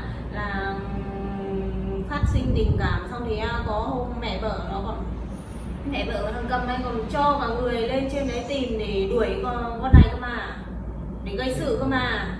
Thế nên là em lo lắng lắm. Em bảo là chờ mãi chẳng thấy anh về ấy, nghĩ là anh đang dở dang ở trên công trình nên là em cũng không gọi điện để bàn với anh chờ anh về. Cái đứa quản lý trên đấy điện về thế nào? Đấy điện mấy lần rồi, không thì hôm trước về thì nó có xin em mấy triệu, xong rồi cái đứa này nó mách em là lên trên đấy là còn cho cả tiền thằng kia cơ. Chết rồi. Tại sao nó lại đến đấy mà lại tình cảm nào mà lại ấy? Thế này thì là phải bố trí để lên xem nào, ngăn cản ngay sớm đi, càng sớm càng tốt. Đấy, mà chờ mãi anh về để bàn bạc xem là có cái hướng gì giải quyết không. Sao lại thế được chứ? Em áp lực mấy Tìm ai không tìm thì đi tìm hiểu ngay mà cái thằng mà nó lại có gia đình rồi, bây giờ lên đấy mà người trên làm mà như xảy ra những chuyện gì thì trách việc thế này thì không vợ để nó được. thì chết rồi, thế nhưng mà vấn đề ở chỗ là nó như thế làm sao nó phù hợp với nhà mình Có được. vợ có con rồi đấy chứ đấy. Vợ nó có nhưng mà nó chết rồi, bây giờ có đứa con nhỏ khoảng độ 4-5 tháng thôi. Vợ nó chết rồi. Vợ nó chết rồi. Thế bảo là bị ngã như nào ấy chết. Xong thì có đứa con nhỏ nữa mà bây giờ nó câm như thế mà nói chung nó không phù hợp với nhà mình. Thôi cái này thì phải bố trí lên sớm thì ngăn cản sớm rồi. Mà cho nó duyên về đây. Thôi thế thì cho về đấy chứ không thể cho nó trên đấy làm thế đấy được. Mấy hôm nay là em thấy lâu nó mới về một lần. Thế nên là đấy, thấy cái chị kia thì chị lại cứ gọi điện chị mách như thế nên em thấy không yên tâm một tí nào cả. Nên là anh xem như nào thu xếp việc đi lên Thôi trên thế đấy. thì vợ chồng mình thu xếp công việc rồi lên đấy sớm thôi. Vâng, thế anh có đi được không? Thôi anh phải dứt công việc của anh thế này thôi để lên xem nào, chuyện con cái không thể ấy được. Nên người Em ta đang nói bảo thế là người ta ấy nói thì đúng rồi. là sẽ để cho em lên trước, em lên trước, không thì để em xem tình hình như nào và em gọi về cho anh, không anh lên sau. nhá. Nếu không thì anh để sắp xếp công việc cái thì em lên để xem ngăn cản, không thì cho con nó về. Thế thì lúc nào cũng phải có dứt một thẳng người ra. nhà, cũng không thể đi hai người được. Thế nên để em lên trước, em xem tình hình như nào thì là anh em mình sẽ thông tin cho nhau, không thì anh lên sau. Nếu mà không Ồ, thế thì để anh ở nhà em sắp sốt xếp ruột công lắm. việc. Vâng. Thế em định bố trí lúc nào lên? Em định đi luôn bây giờ đấy. Đi luôn giờ á? Vâng. Giờ thì cũng hơi muộn đi thôi.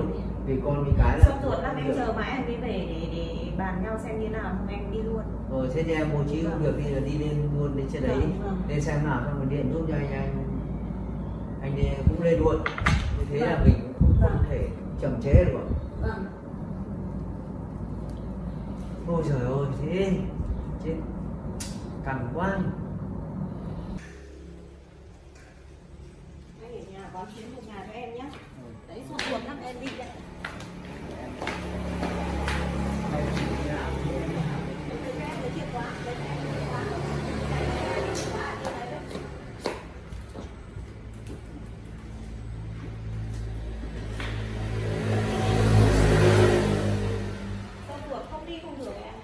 Em khổ.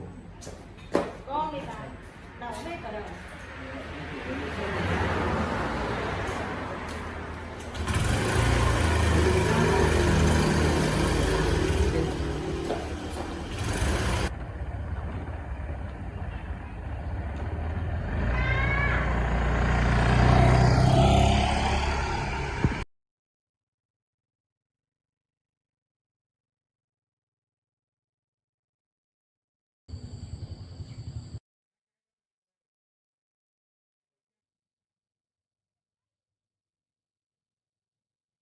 Hai bố con anh ở đây nhá, tôi đi nấu cơm nhá.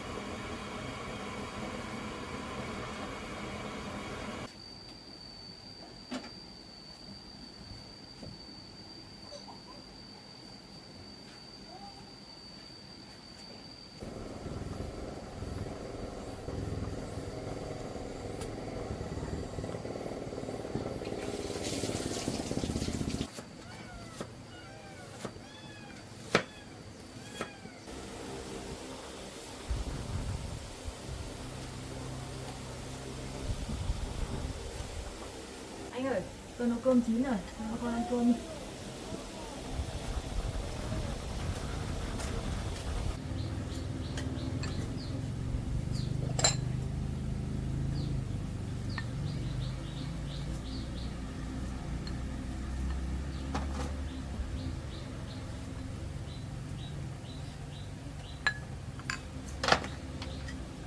Ăn cơm đi anh ơi.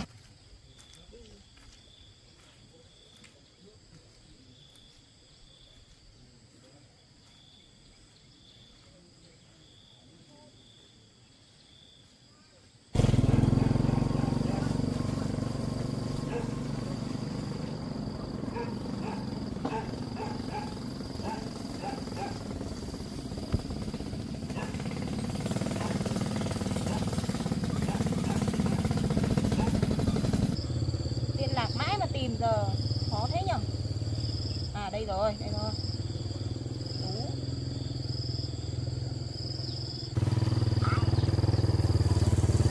Tú à? Có phải Tú không?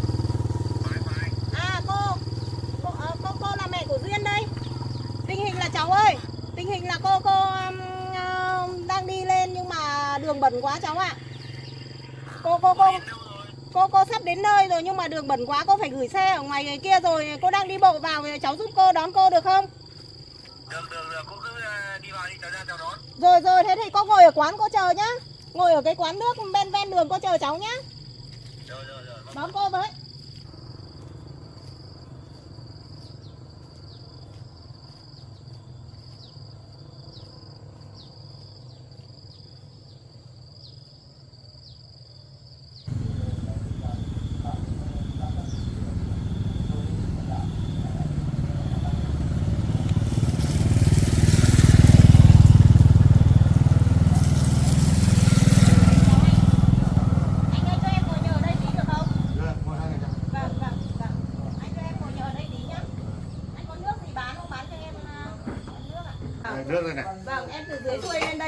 đường bẩn quá, em ngồi đây nhờ anh tí.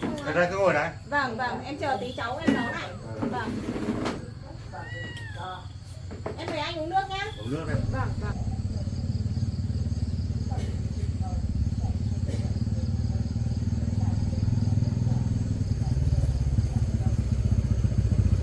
Cháu à, vô đây. Vào đây cháu ơi. Cô mới đến đây à? Có đi quá cháu ạ. Cháu ơi vào đây uống nước đi đã. Cô mệt quá ngồi nghỉ đi đã cháu ạ. Mệt quá. Cô vừa đến đây à? Cô đi bộ suốt ra ngoài kia, xe cô gửi ngoài kia, đường bẩn quá. Cô không đi được hay là đi bộ vào. Đường này mùa này đi khó lắm cô ạ. May gọi được cháu đấy, tí nữa cháu chở cô vào trong đấy tí nhá. Vâng. Uống nước đi cháu ơi. Vâng. Uống nước đi cháu thì đưa cô vào trong kia tí. Cái này cô lên được lâu không? Cô ở dưới nhà công việc nhiều lắm nên là cô chỉ lên được trước một thoáng thôi, khả năng là ngày mai cô lại xuôi. Thế tình hình ở trên này có hay gặp em đó không? Cháu quan tâm đến em ấy lắm nhưng mà buồn lắm cô ạ. Từ ngày có bố con anh Câm đến đấy là cô ấy chẳng quan tâm gì đến cháu đâu. Cái buồn thế nào để cô nghe thế nào? Từ ngày có bố con anh Câm đến thì cô ấy chẳng quan tâm gì đến cháu đâu. Lúc nào cũng đi lo cho bố con anh Câm ấy thôi. Hôm nay cô lên thì cô xem như nào cô bảo giúp cháu. Thế à? Cô cũng nghe ngóng thấy một tí rồi. Nên là chính vì thế mà hôm nay cô mới lên đây đấy. Thôi cứ uống nước đi cháu ạ. Xong rồi để cô vào cô xem tình hình như nào này.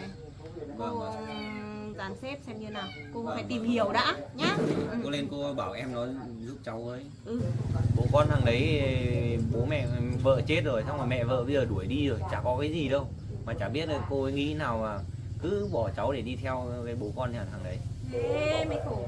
Cô lên cô tìm hiểu xem chuyện nó trắng đen như nào rồi là tính tiếp cháu nhá. Mà cô lên cô xem như nào thì cô giúp cháu với. Em bây giờ đưa cô đi vào trong đấy luôn đi. Mà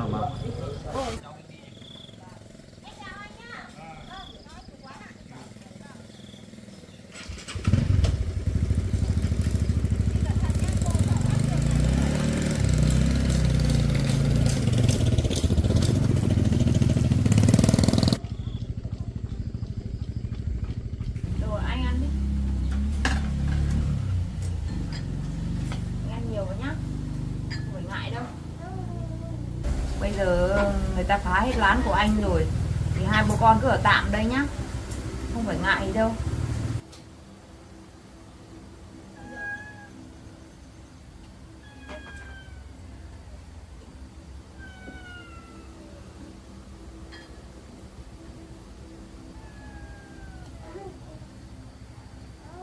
Anh ăn đi.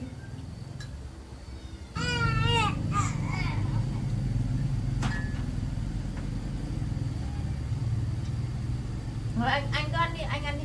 Anh cứ ăn của anh. Đừng được á. Anh ăn nhiều vào nhá. Ăn nhiều để còn lấy sức mà đi làm cả nuôi con nữa. Ăn nhiều vào.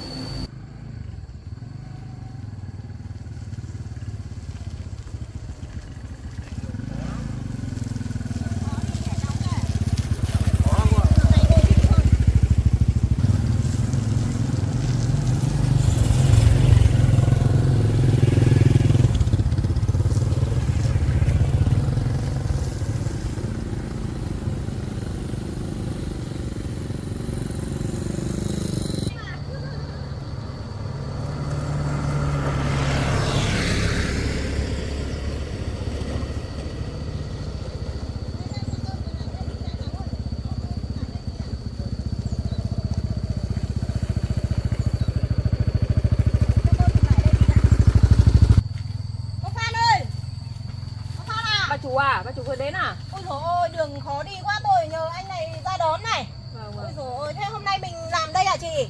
Vâng, hôm nay em chỉ cho công nhân phun thuốc thôi ạ. Đang phun thuốc à?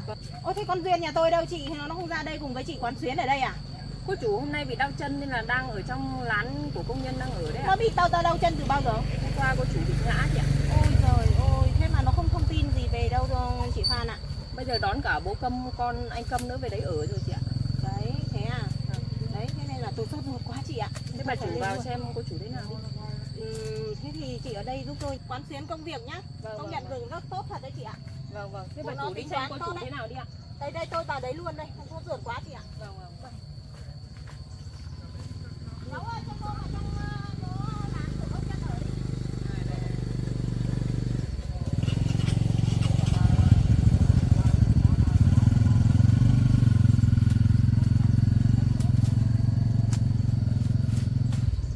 Điểm ở trên này ấy. Đấy, bà chủ lên tận nơi để kiểm tra rồi đấy. Đợt này có kịch hay để xem đấy.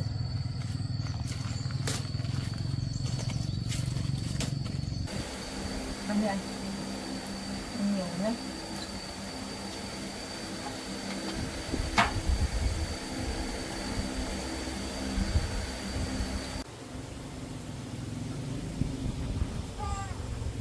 Ăn nhiều nhá.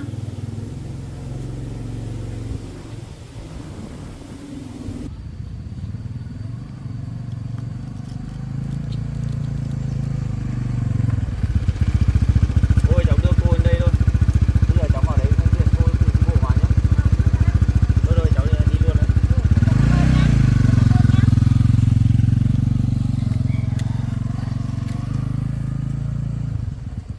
Con gái ơi. Mẹ, sao mẹ lên mẹ không báo cho con? Sao mẹ không gọi cho con? Đi bán cơm cho con luôn. Con ăn cơm nhá. Mẹ bán cơm gọi con luôn. Mẹ, các con cứ ăn đi. Mẹ ấy rồi, mẹ ăn rồi.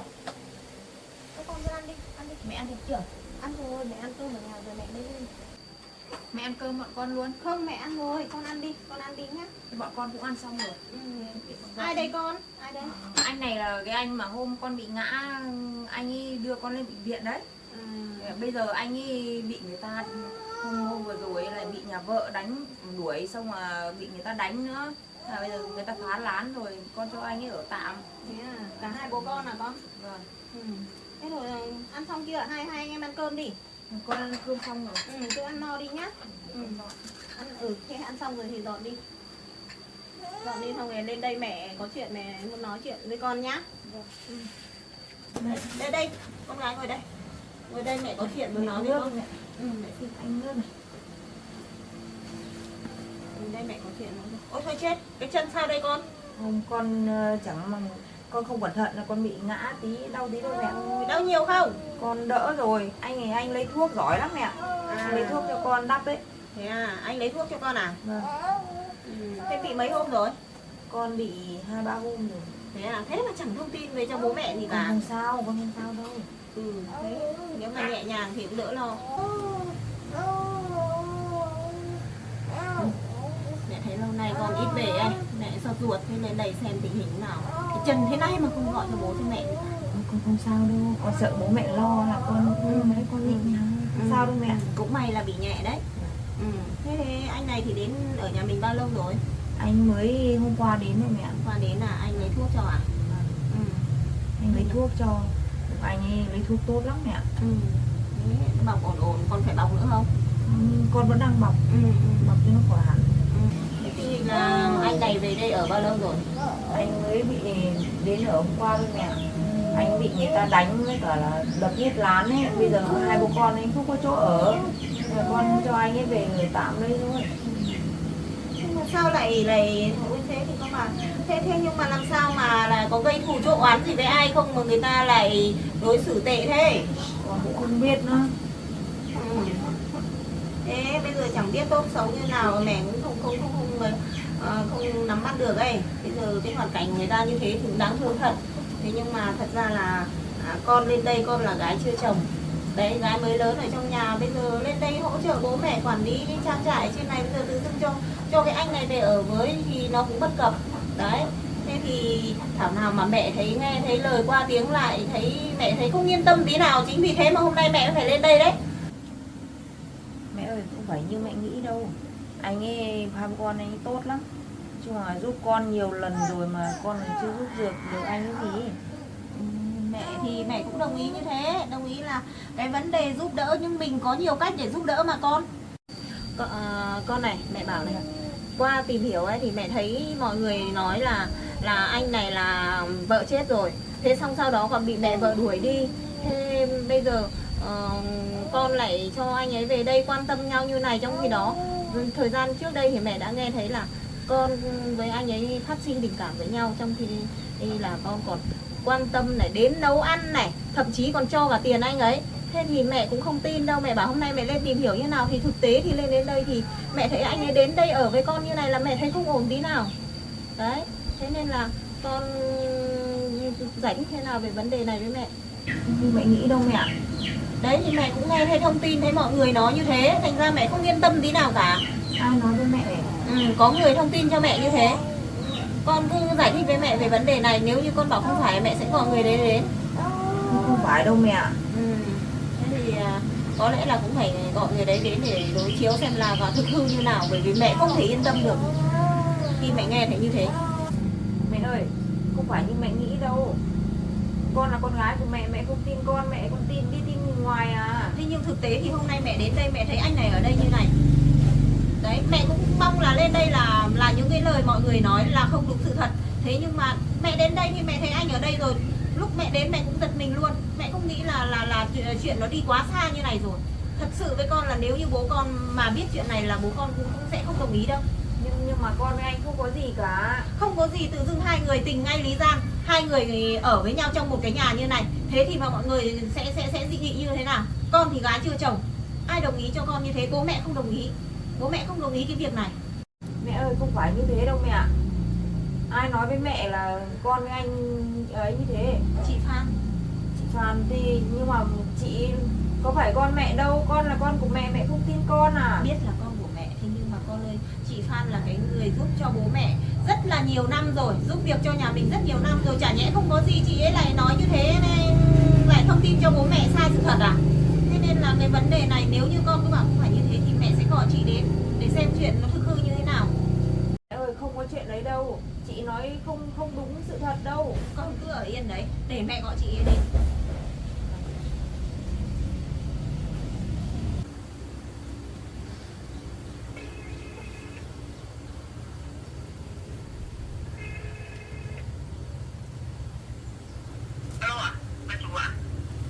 Chị Phan à?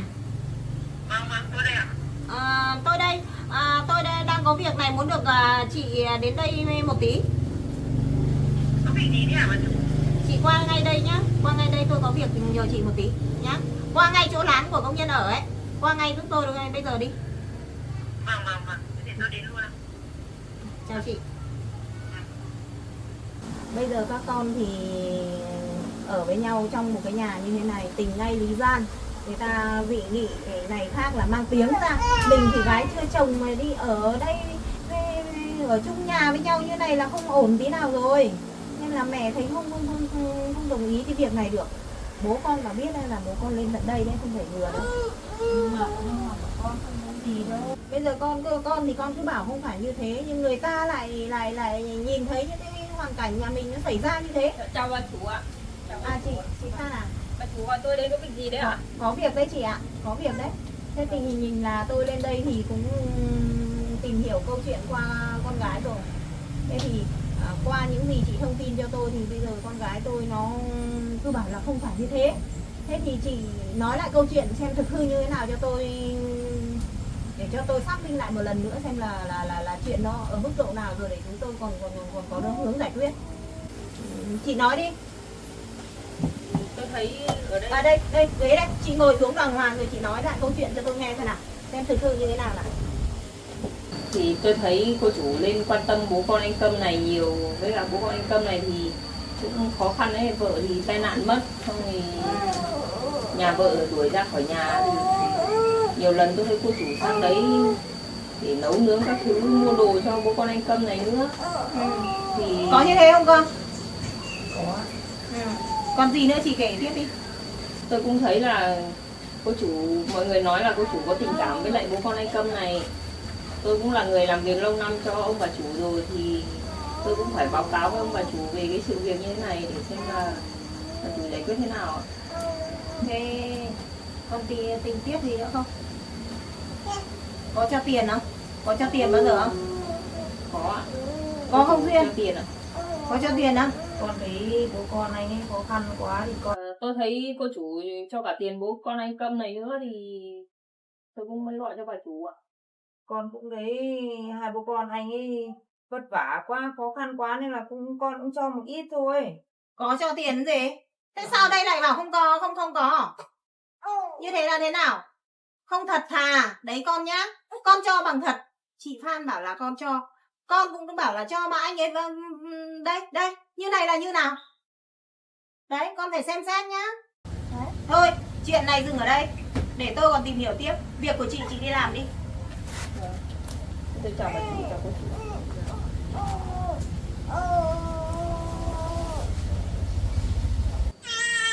Thôi, anh bế con anh ra ngoài đi. Tôi áp lực đau đầu lắm.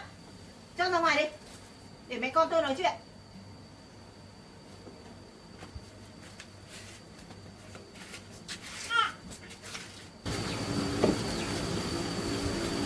Đấy, thế bây giờ có mỗi hai mẹ con mình ở đây thôi thì con có tình cảm với anh ấy như thế nào thì con tâm sự với mẹ.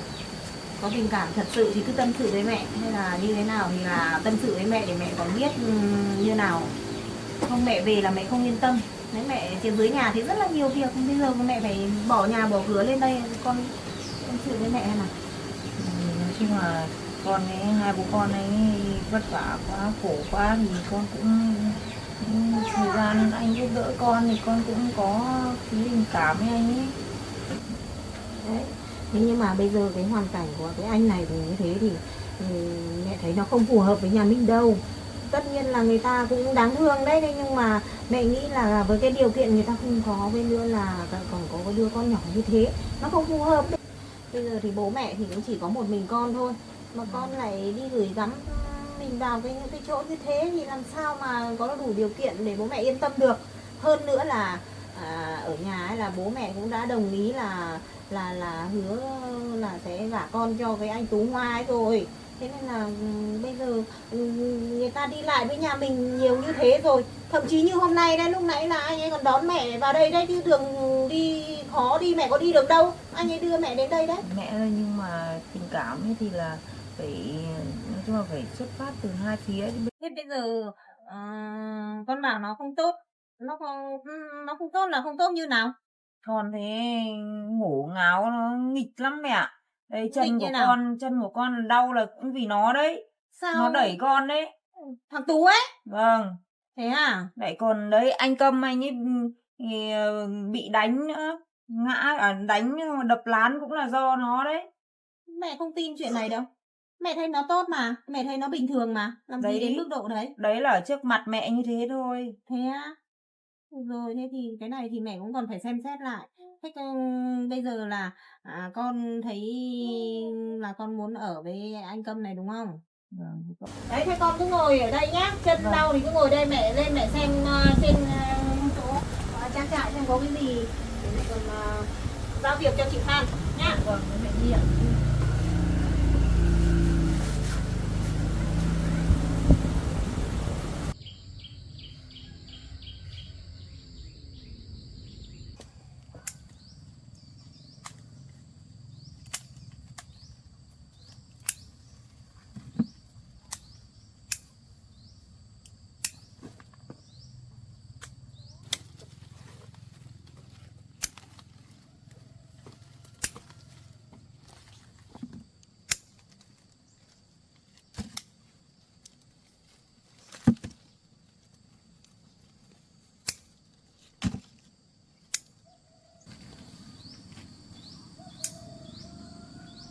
Mày thu hoạch chanh nhà chị Phan ơi.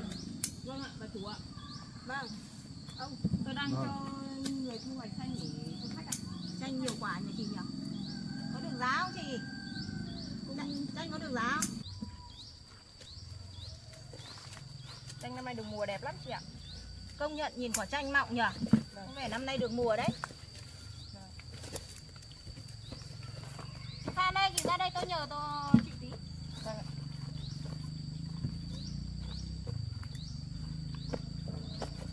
Nhờ tí. Tình hình là tí nữa tôi đi về thôi, nhưng mà tôi chưa yên tâm con Duyên.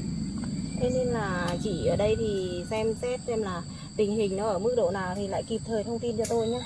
Thế mấy hôm vừa rồi đấy như thế, nhưng mà bây giờ nó cứ cãi, nó bảo không phải.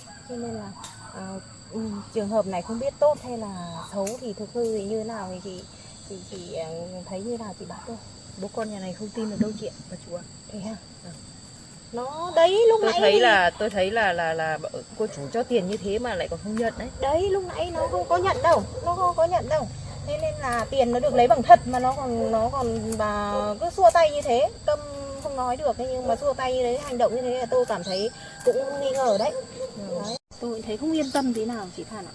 Đấy, ở đây mọi người nói nhiều lắm bà chủ ạ. Còn để cho cô chủ ở với hai bố con như thế là không ổn đâu.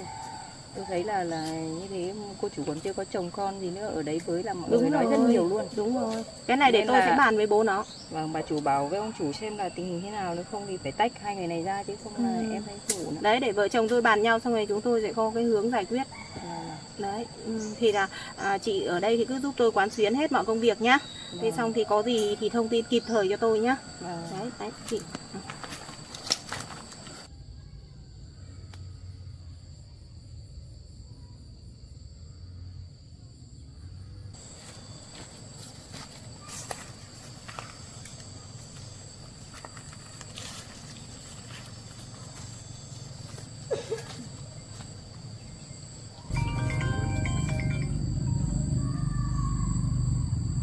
Chào Tú à?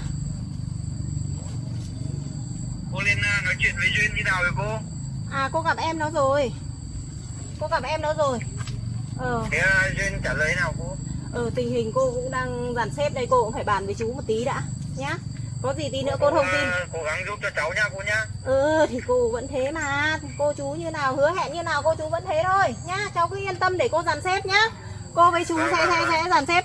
Tí nữa cô về xuôi thì cô phải dàn xếp luôn bây giờ nhá. Vâng, cô xem như nào cô cố gắng giúp cháu nha cô nhá. Cứ yên tâm nhá Tú nhá. Yên tâm nhá. Vâng, chào cô.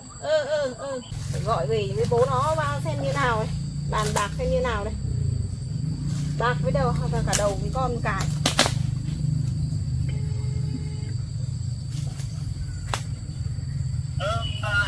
Anh à? Vâng. Thì qua em lên trên đấy rồi, bây giờ tình hình trên công việc với con cái như nào rồi? Vâng, em lên đến nơi rồi anh ạ. Nhưng mà tình hình ở trên này đau đầu lắm anh ạ.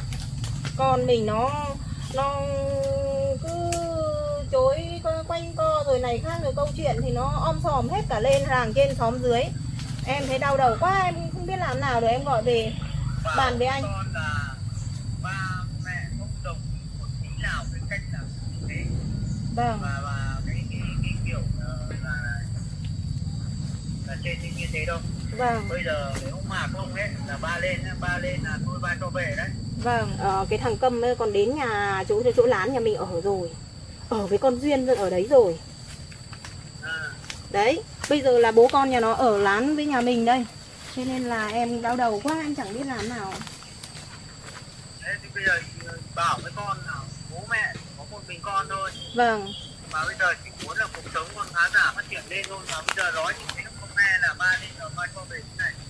Vâng, thế để em lựa em bảo với con. Lựa để em thử xử lý tình hình. Em bảo, vâng. Em phải bảo ngay con đi. Vâng. Ba mẹ không đồng ý một tí nào luôn. Vâng, em biết rồi, vâng. Thế anh nhá, em chào anh. Vâng. Rồi chào vợ nhé. Vâng.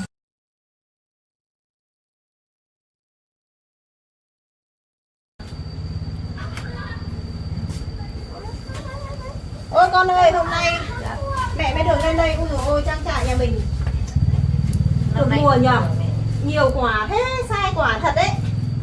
Hôm nay thời tiết nó thuận lợi Đấy, công nhận nhiều quả thật đấy.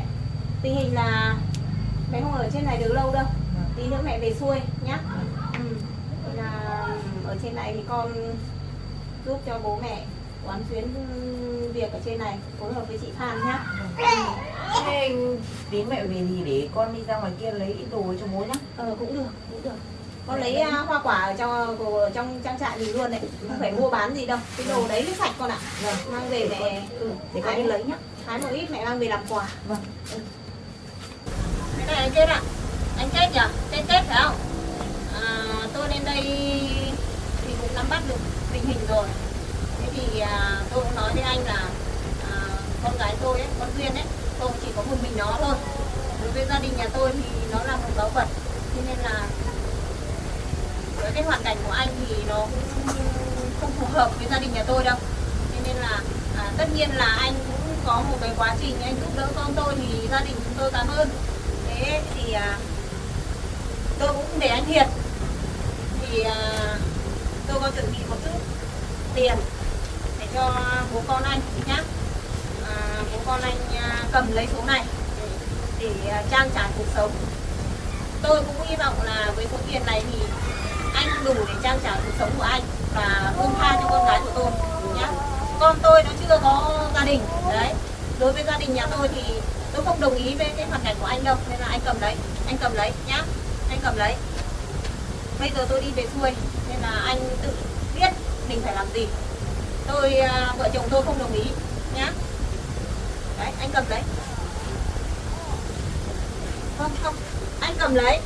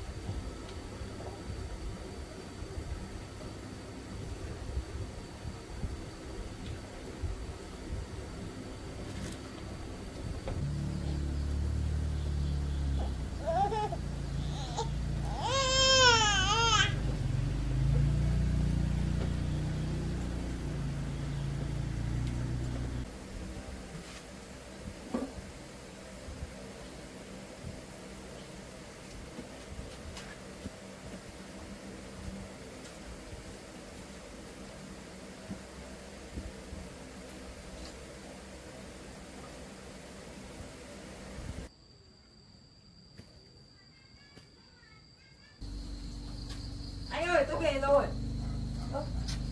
Hai bố con anh đi đâu ấy nhỉ? Anh ơi! Anh ơi! Anh! Hai bố con anh đi đâu ấy nhỉ? Trời sắp tối rồi. Không biết là hai bố con anh đi đâu nữa. Để lúc chắc anh ấy về.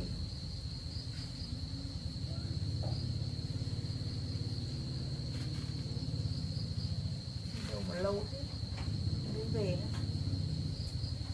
Trời sắp tối rồi. Xem hai bố con ở đâu, tối mới về.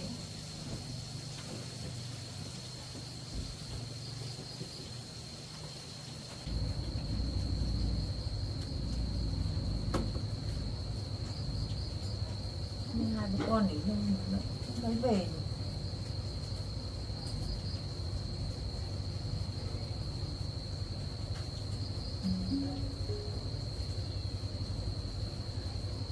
Giấy gì đây? Tiền mẹ cô gửi cho cô. Tôi cảm ơn cô đã giúp đỡ tôi những ngày vừa qua.